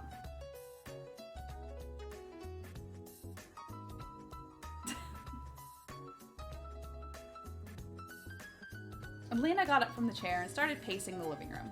She needed to figure everything out, but she didn't have enough information to solve the puzzle yet, so she needed to quit fretting and let the adventure unfold. She fell onto the couch and pulled the knit throw over her head. This was all way too much for her at the moment. Lena took a few deep breaths to clear her mind. She started a simple process of meditation. There was a loud thump against the door. Lena sat straight up and ran towards the door. She opened it to find a newspaper on the floor. She picked it up and walked inside, shutting the screen door after her. She started to open it, but instead dropped it, and sections of the paper went everywhere. She stooped down to pick them up, and an article caught her eye. It was an obituary for Sadie Sanders. Lena read it silently, mouthing some words as she read. Her mother walked into the room, her bouncy red hair wet from the shower. "Sweetheart, I'm going to the pharmacy to pick up some cold pills if you want to come. I'll get you some ice cream." Lena's mother offered. Lena sighed and looked at the clock in the living room. It was 3:25. "No thanks, Mom, I have to get ready. I need to be somewhere in an hour and a half, and I want to get there early," she said with a sigh. Her mother shrugged and left for the pharmacy after saying her goodbyes. Lena went to her sister's room and looked in the door. Her sister was on her bed drawing. Lena cleared her throat, and Nicole looked up. "What?" the older girl snapped. "I'm doing a few quick drawings and then I'm leaving to babysit." "What do you wear to a funeral?" Lena asked quietly. Nicole's face immediately softened. "Whose funeral?" "Sadie's. I need to go. I need to figure everything out. I don't know what to wear at all, and I know you know about such things, so..." Then they were both silent for a second. Nicole then got up and walked out of the room to Lena's, with the younger girl trailing after. Nicole opened up the door to the closet and pulled out a black knee-length skirt and a black blazer. She then went to the drawers and pulled out a white camisole. Nicole handed all 3 items to her sister. "Wear these. They will look mournful and different, so if Sean and Maria are there, they most likely won't recognize you." Lena gasped. She hadn't even thought about Sean and Maria. They were going to be there for sure, and they might recognize her. She didn't want them to, in case they jumped to conclusions about her. She needed to be around Vanna in case something happened, and she didn't want to blow it because she was careless with her identity. Mournful! She needs to look mournful! Lena hugged her sister. "Thank you so much. You really are helping me out here with the babysitting." She came out of the hug. "Just thanks." "No problem, sis. I'm always here if you need me." Lena nodded, and Nicole left the room. A few minutes later, Lena heard the front door shut and her sister bike away. Lena put on the clothing and looked in the mirror. She didn't look much like herself, but only because she never wore black. The color had never appealed to her before, but now it seemed fitting. Lena went into her mother's room and found the big black hat that her mother had worn to Charles's funeral. Lena put it on.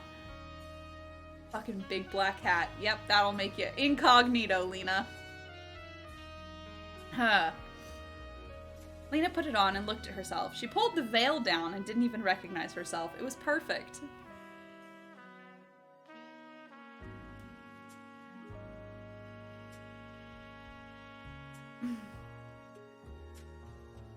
Oh, man. Lena grabbed her purse and the obituary and walked out the door. She walked down her driveway to the sidewalk and headed towards the mortuary.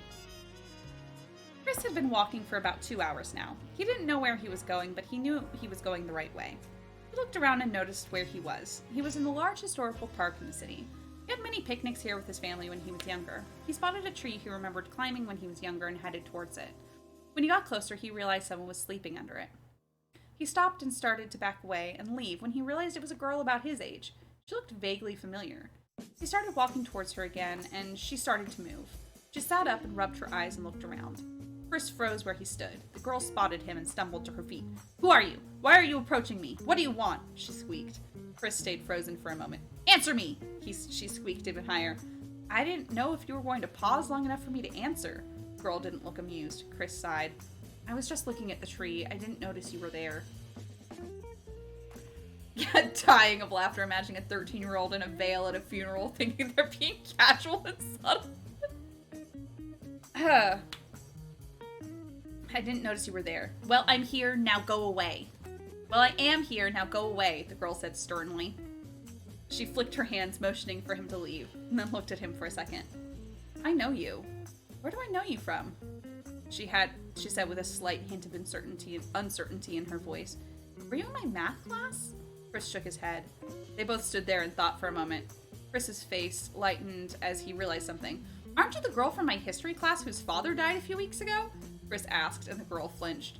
Chris hit himself on the head. "I'm so sorry for being insensitive. I didn't think. How could I be so stupid?" He hit his head again. "Will you forgive me?" He looked at her and she nodded. He relaxed a little. Why did you disappear? And why are you out here?" "Oh, I'm Chris, by the way." He hurriedly reached out his hand and she looked at it, inspecting it, then shook it weakly. "I'm Mara. I disappeared, as you put it, because I didn't want to be blamed for his death, and I didn't want to be a burden on another family. I'm hiding. That's why I'm out here. I want to go back and see my friends and share my grief, but I don't want to go to a foster family. I couldn't replace my old family if I tried." Mara sat back down and started sniffling. Chris walked over and sat down next to her. She looked at him and started crying. Chris had no clue what to do. He looked around for something he could and didn't find anything, so he settled on patting her on the shoulder. No, Mara wasn't homeschooled. She's hiding out because her dad died and she doesn't want to be taken to a foster home, so she's just homeless now. And Lena gave her food, gave her canned food, so she's been just eating canned ravioli. Just...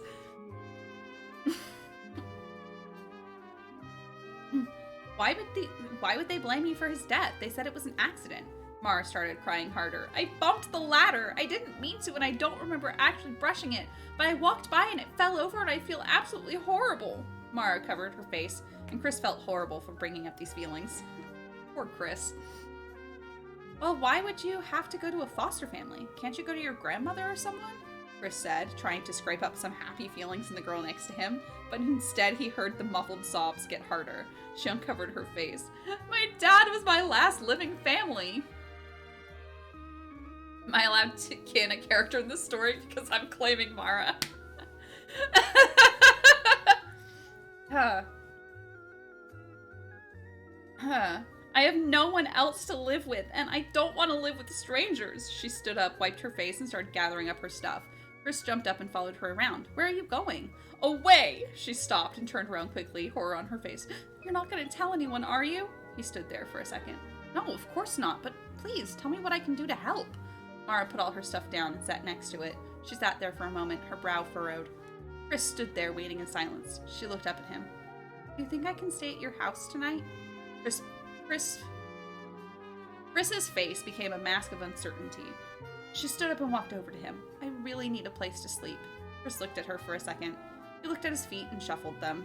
He really didn't know what he was supposed to do. He looked back up at her beseeching eyes and decided. You mind going to a funeral first? My grandma died and her service is in... He looked at his watch and panicked. It's in an hour! I need to go! Chris turned around and hurried off. He stopped about halfway to the main sidewalk and turned around. Are you coming or not? Mara's face lit up. She was going to sleep inside tonight. She gathered all of her things and caught up to Chris. She grabbed his hand and he turned around and their eyes met. The same shade of brown in both sets. Thank you, Chris, Mara said sincerely. Don't mention it. There was a meaningful silence for a second. Chris's features then took an eerily cheery look to them. Now let's get going. I don't want to miss the funeral. And at that, they hurried out of the park to the main road. Then down the street to the mortuary.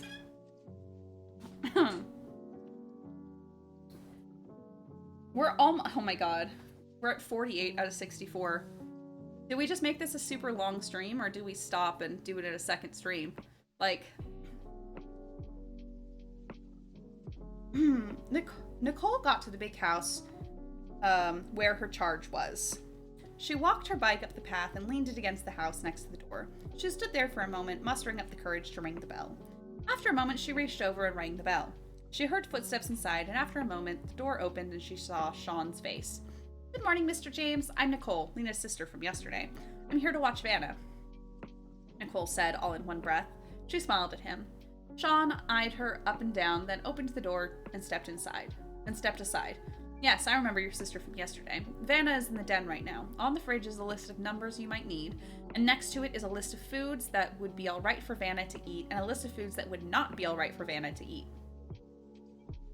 Sean led Nicole to the den, still listing do's and don'ts. Nicole took it all in, nodding and smiling the entire time.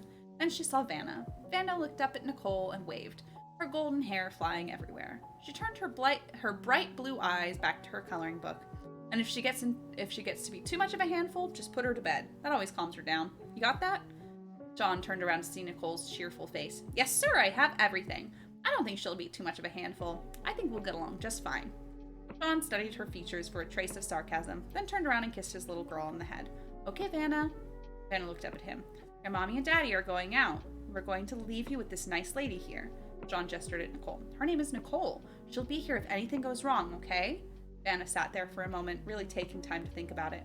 Then she shrugged and smiled again. Okay, bye-bye, Daddy. She waved at him and went back to her coloring. Sean sighed and turned to Nicole. You stay here with her, and my wife and I will be down here in a moment to say goodbye to her, and then we'll be gone. You got that?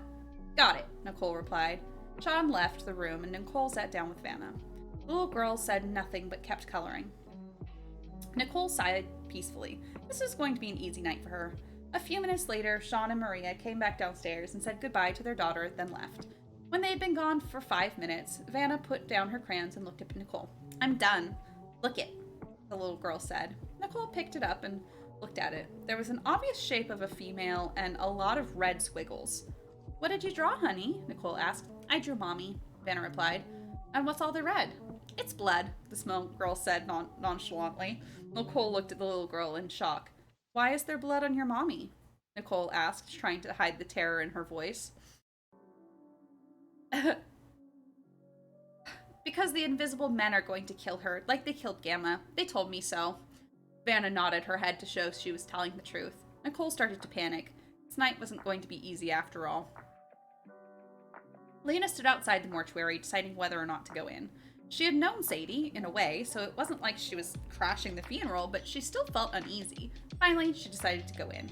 The lobby was beautifully decorated, covered in pictures of Sadie and bouquets of her favorite flowers, carnations and lilies. She must have been loved a lot, thought Lena. Then a picture jumped out at her. It was a picture of Sadie at about age 25.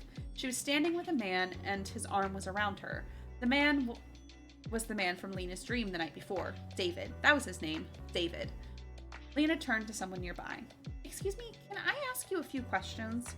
The man looked at her for a second, surprised. Why, of course, he asked. How well did you know Sadie? Lena inquired. Moderately. I used to work with her. Why? Do you know who that is in the picture with her? Lena gestured at the photograph. The man studied it for a moment. I believe that was her ex-husband. He died a while back, though. The man sighed. Sad, isn't it? Is it a picture? Okay, so if it's if Dave died in the other world, then is this a picture from the other world?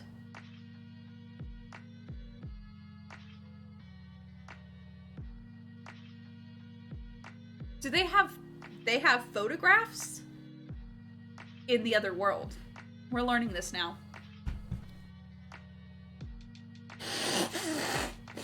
Sorry.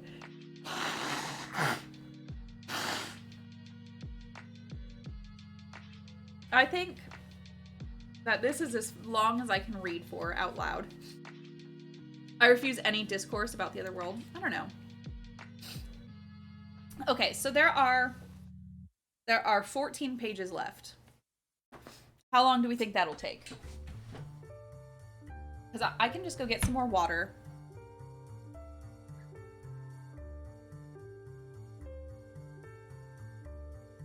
Not like space or something. That's very true. I'm gonna get more water and then I'll come back and we'll just do a slightly longer stream, I think. So, first.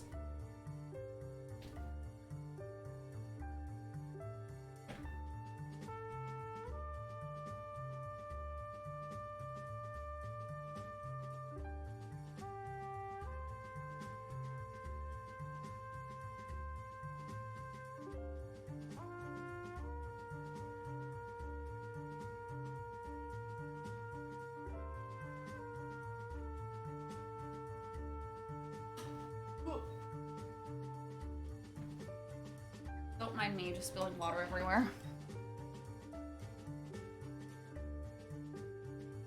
Okay, I think we got this.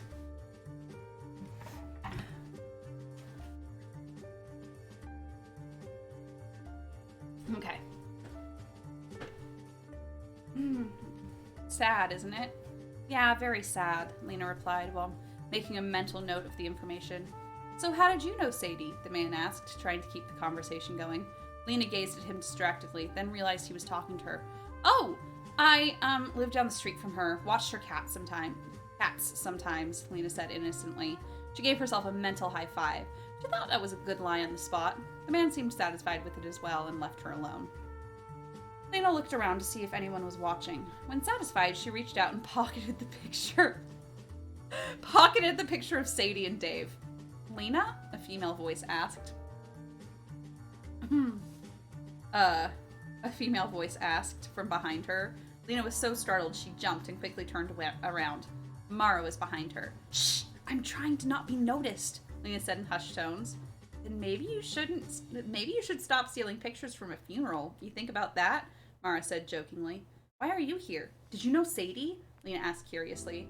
Just then, Chris walked up. Lena's jaw almost dropped. This was too much, meeting all of them in the same week. I'm here with him. This is Chris. I know. You two know each other? Mara was starting to get confused. Chris was looking at Lena all befuddled. Lena was running out of on-the-spot lies. I've been to his dad's bowling alley before and seen him. Hey, it wasn't quite a lie. She had been to the bowling alley Chris's dad ran, but she never seen Chris there. Where can I get that book? Nowhere.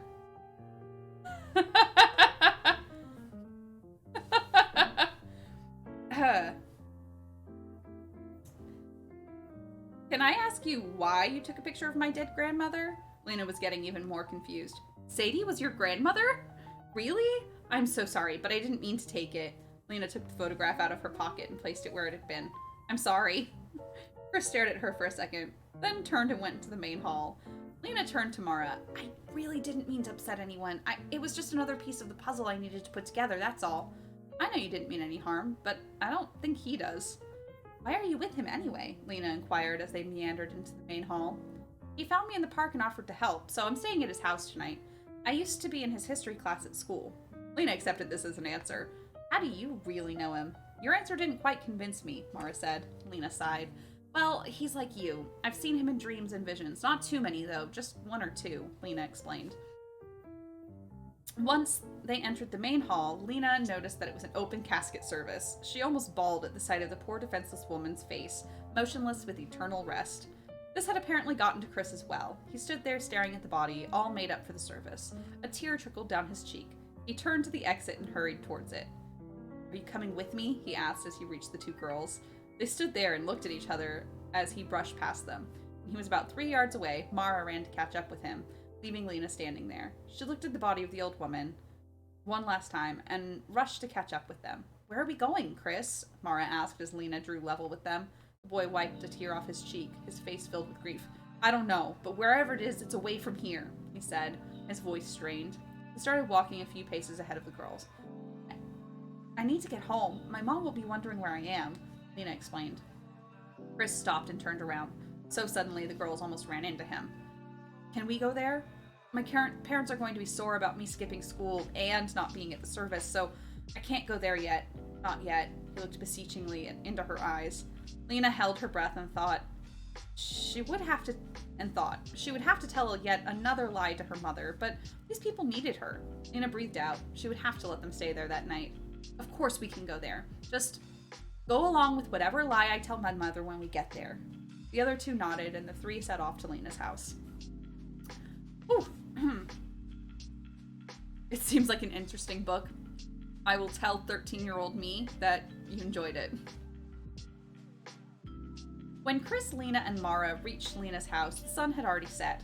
Lena opened the front door. Mama, I'm home, and I brought friends with me. Lena shouted into the silent house, but got no reply. Huh, you should be home, she said quietly. Lena walked up to the table and saw a note lying there. It was from her mother. Hey guys, good news. What? Chris asked. My mother had to go to our Aunt Chandel's house. Chandel, that's a name. Because she's sick. How sad. It's just a cold, so she'll recover. Lena read to them. So, should we fill Chris in on a few things while we're at it? While we're all here? Mara asked. Lena nodded. There are also a few things I need to fill you in on, Mara, Lena confessed. Chris looked around all confused. What are you two talking about? Chris exclaimed, his voice cracking slightly. Calm down, there's nothing to raise your voice about. It's just that, I need to start from the beginning. I'm not quite sure on all the details yet, but here's what I think is happening. Lena cleared her throat. Many years ago, my grandfather and Chris's grandfather fought someone, and Chris's grandfather, Dave, didn't survive. You mean like they were in a gang or something? Chris asked, puzzled. Not exactly. More like a war, and they were pretty high up in the ranks, I think. So anyway, Dave made my grandfather, Charles, promise to look after his family. Charles said he would, and then he died. And then when he died, he passed that promise on to me. Now, I think that someone is trying to hurt Dave's family. I don't know why yet, but I'm going to find out. I'm not quite sure how Mara fits into this yet, but I'm working on it. Now, any questions? She looked at the other two. Mara was basically getting it, but Chris was entirely lost. How do you know all of this? Chris asked. Lena tried to find an easy way to put it. Now, I'm going to introduce something else to the story. Magic. Where Charles and Dave came from, there was magic, I think. Dave had it, and when he died, he passed it to Charles when he made the promise. Then, when I made the same promise to Charles, when he passed it on to me.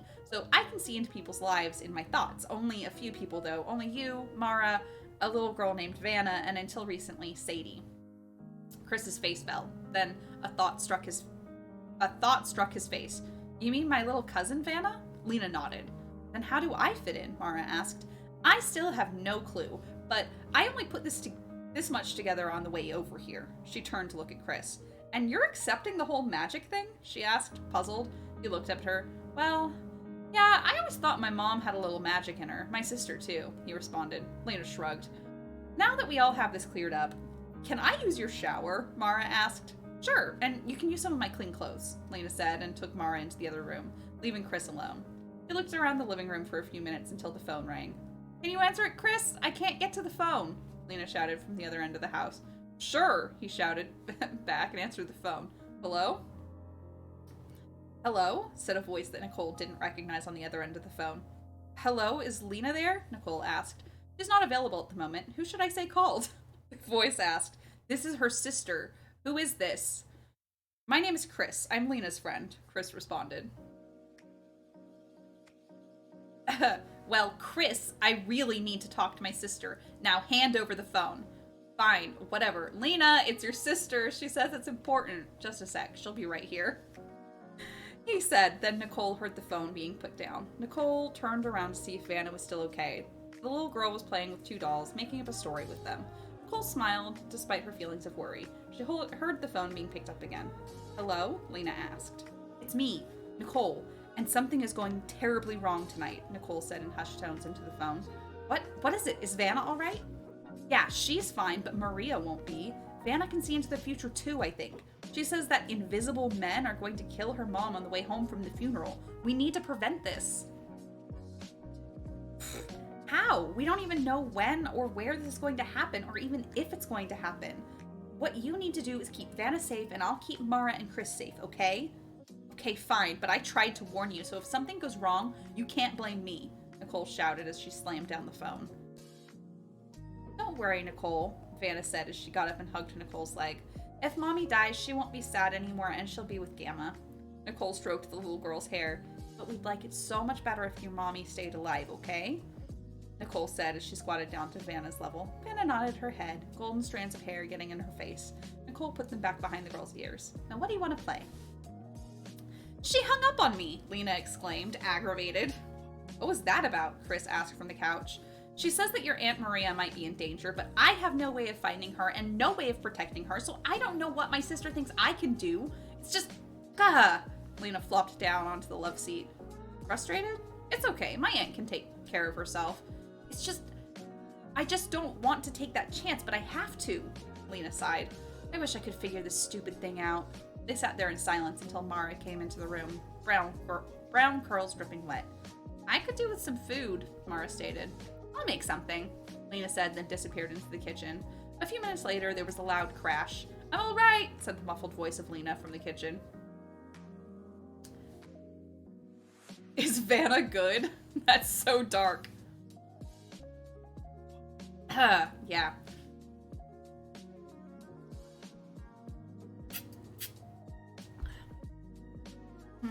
Maria and Sean got into their car.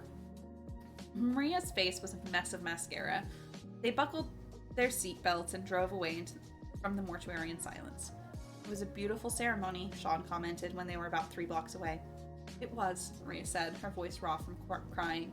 They drove on in silence for a few more minutes. I'm going to miss her so much, Sean, she said, tears running down her face.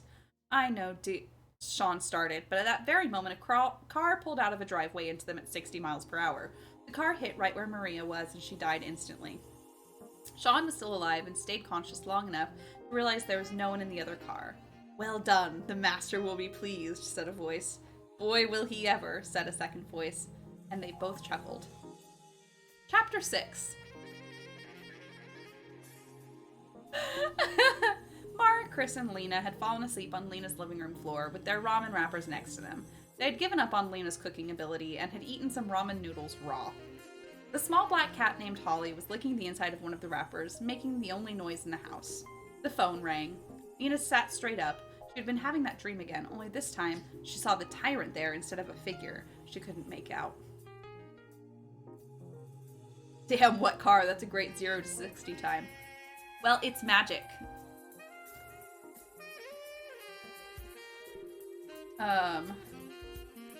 Lena ran across the room and picked up the phone. Yes? Lena asked groggily. Lena?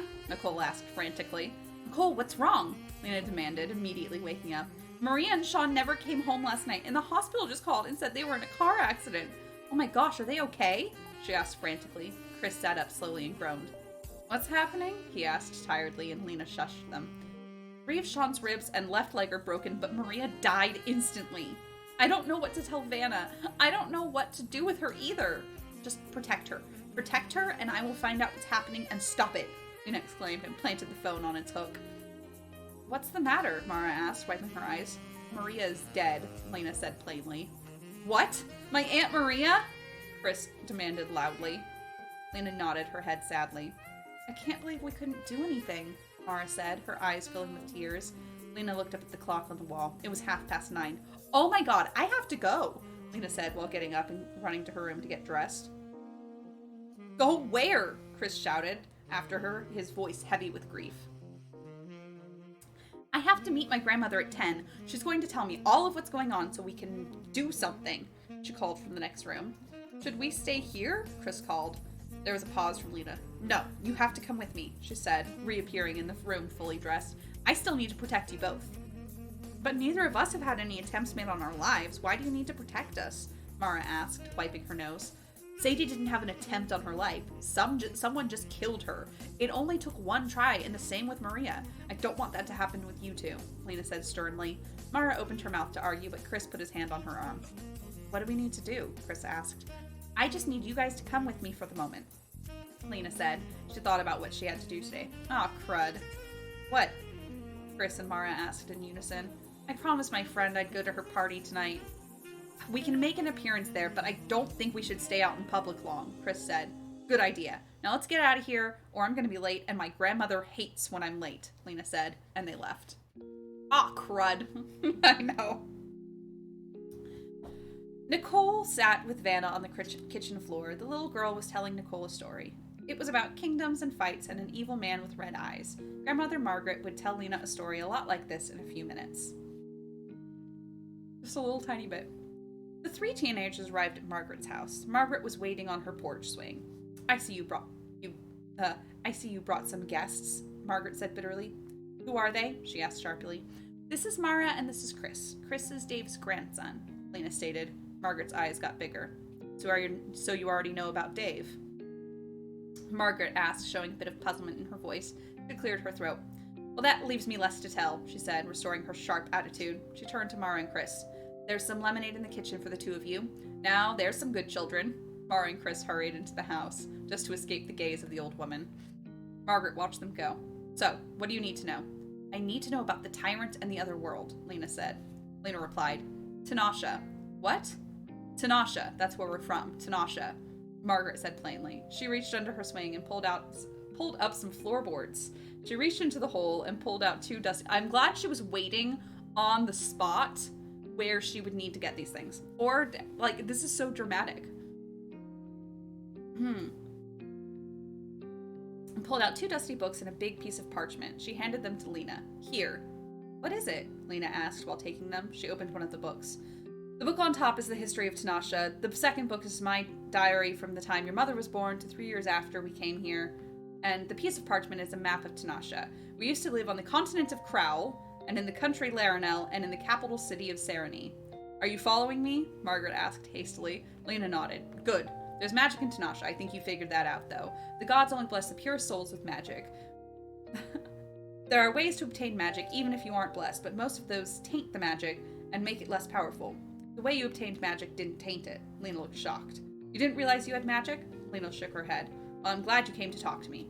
Now, where was I? Oh, yes. There's no evil magic, but there are people who don't use it properly. Now, at the time when Charles and I got married, King Joseph and his lovely wife Amelia were in power. You see, in Tanasha there were still monarchies. Now, King Joseph was an okay king at first. He was a little loony, sure, but if you were a product of cousins marrying, then you would be too. But after a while, his health started failing, his mind too. He would wake up in the middle of the night screaming and sweating, saying demons were out to get him, or that the gods were speaking to him. Amelia tried healers and all sorts of things, but their powers had no effect on his sickness. It was all in his mind. One night, Joseph had a horrible fever. He had been hallucinating so badly, the doctor said. Joseph sat straight up and said the gods had told him how to cure his ailments. He said that the gods had told him if he drank the blood of his wife, who was blessed, he would be cured forever. Lena looked at a picture of Queen Amelia in the history book. The queen's big brown eyes stood out to her. Did he actually drink his wife's blood? Lena asked, concerned. Yes. His guard took the queen down to the dungeons and killed her. They drained a glass of her blood out of her body, and Joseph drank it. After that, he miraculously got better. No one knows if the blood actually helped or if his whole illness was in his mind. We do know that that was the start of his madness. Now he believed that the blood of the blessed people, not the incest birth defects, yeah. No, they picked 20th century America.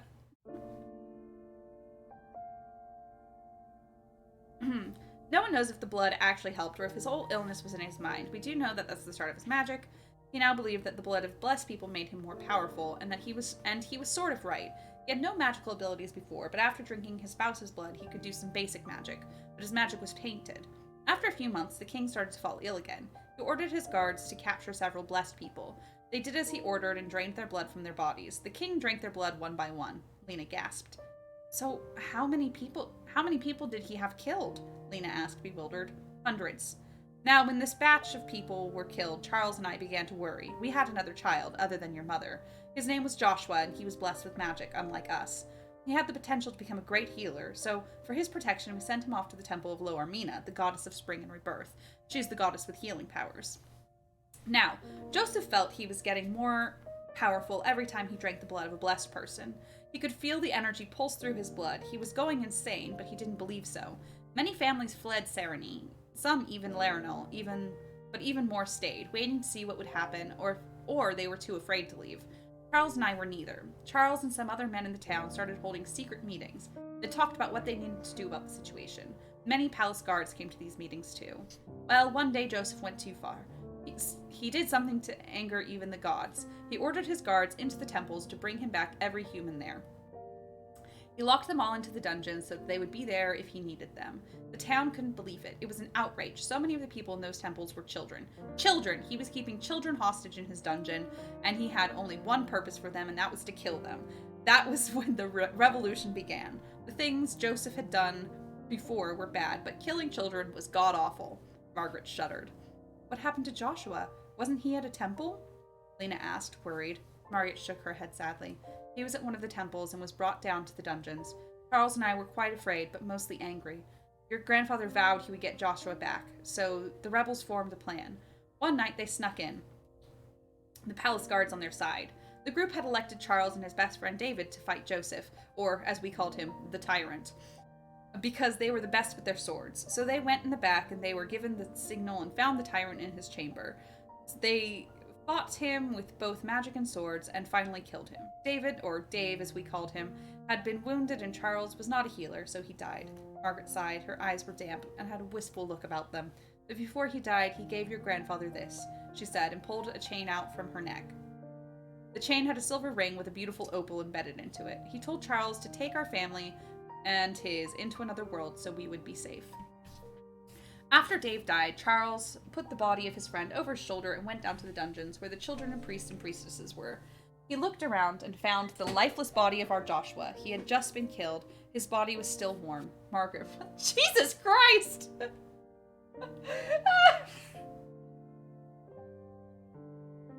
Jesus fucking Christ!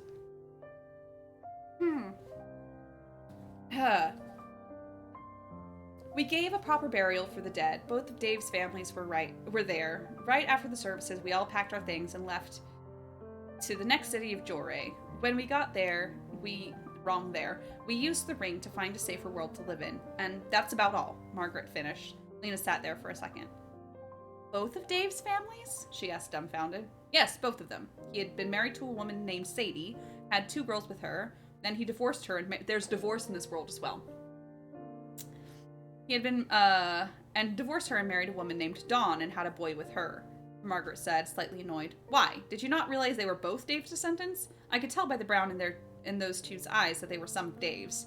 Lena stared at her grandmother, mouth slightly agape. She hadn't thought of that. Well, do you know why we're all being attacked? All of Dave's descendants, that is. Sadie and Maria are already dead. Maria is dead? Oh, how sad. Your mother used to boss her around when they were little. Yes, she's dead. She died last night. Nicole is watching over her daughter right now to make sure she's all right. I don't know why all of this is happening, she squeaked louder than she had meant to. Margaret gave her a look. Well, first you need to calm down. Then you need to go home and pack your stuff. Then you and your friends are going to take a little trip to Tenacia. You're just gonna go. It's fine. You'll find more answers there than here, that's for sure. You'll need all of the books and stuff I just gave you, and my diary is a list of names of the people that can help you along the way. Are you listening to me, girl? She snapped. Lena was staring at her grandmother, disbelieving. You want us to go after whatever it is? You want us to go to Tenacia? Lena's voice shook. She was quite frightened. Of course. Now get your friends and go pack. Oh, and take this. She handed the ring to Lena. You'll need it. And at that, Margaret called Chris and Mara back out, and the 3 of them left. Nicole sat on the floor of the nursery with sleeping Vanna. There was a knock at the door that shook Nicole into alertness. She placed the sleeping child on the bed, and she crept to the front door. She looked through the peephole and sighed in relief. It was her grandmother. She opened the door and let the older woman in. I'm here to help protect the babe. Your sister and the others are leaving, so don't call your house for anything. Now, where's the little one? Margaret asked. I left her upstairs, Nicole replied, slightly confused. Margaret ran upstairs to the nursery. Nicole ran after her, bewildered. When they got to the nursery, all was right, and Vanna was sound asleep. Margaret visibly sagged with relief. She turned to Nicole. Never, and I mean never, let that child out of your sight. Do you understand? Margaret asked sternly. All Nicole could do was nod her head. Good. Now grab the child and we'll go downstairs and eat. Lena, Chris, and Mara, not Maria, Mara, were packing everything they needed from Lena's house quickly. They grabbed some food and clothing, though they would have to find some for Chris somewhere else. Lena was in her room packing as quick as she could, and the little black cat came over to her and dropped something next to Lena's pack. Lena picked up the bundle and saw what they were. They were her runes. She stuffed them in her bag and kissed the cat on the head. Lena hurried into the living room where Mara and Chris were already ready. They all met each other's gazes. Oh, we're at the end. All met each other's gazes, and silently they agreed to go. Lena had told them the stories on the way to her house. They hadn't spoken much since.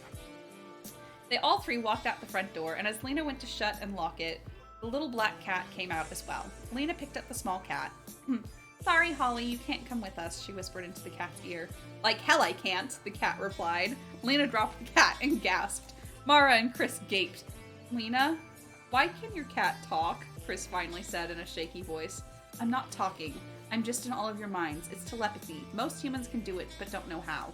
Cat thought to them. Sorry. Then, Lena, why does your cat know telepathy? Chris asked, even shakier. Holly shook her head.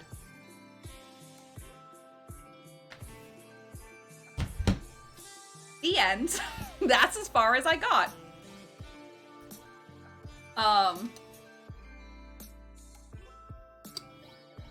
So.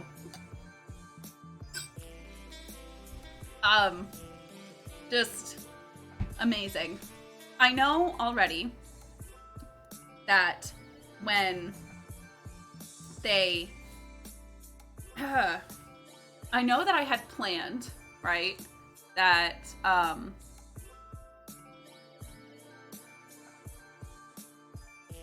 so I applaud Teenage Rissa. I know that I had, like, this whole thing planned for, the other world. I had drawn out maps and stuff. I also had all of the gods. So Loarmina was the spring. She was the goddess of spring and rebirth. Then there was Folin. He was the god of summer, and smiths and stuff like that. There was Frienne, who was the goddess of the fall, harvest, and animals. And then Seneca was the goddess of winter and death. And then there was the god of that was he was time. He was like the father of time. And then there was the goddess Dreama. She was the entire universe. So it was basically Mother Universe and Father Time. Yeah, I had like I did drawings of them, so you know it was a whole thing. I'll see if I can find them and I'll put them in the Discord if I can. But yeah, thank you guys for coming and listening to this. It was fun. I always enjoy this kind of thing. And it was for charity. I will leave the VOD up. I will put it over on YouTube too, so people who couldn't come can laugh at it. So, yeah. Thank you guys very much, and we'll see you next week. Merry Chrysler.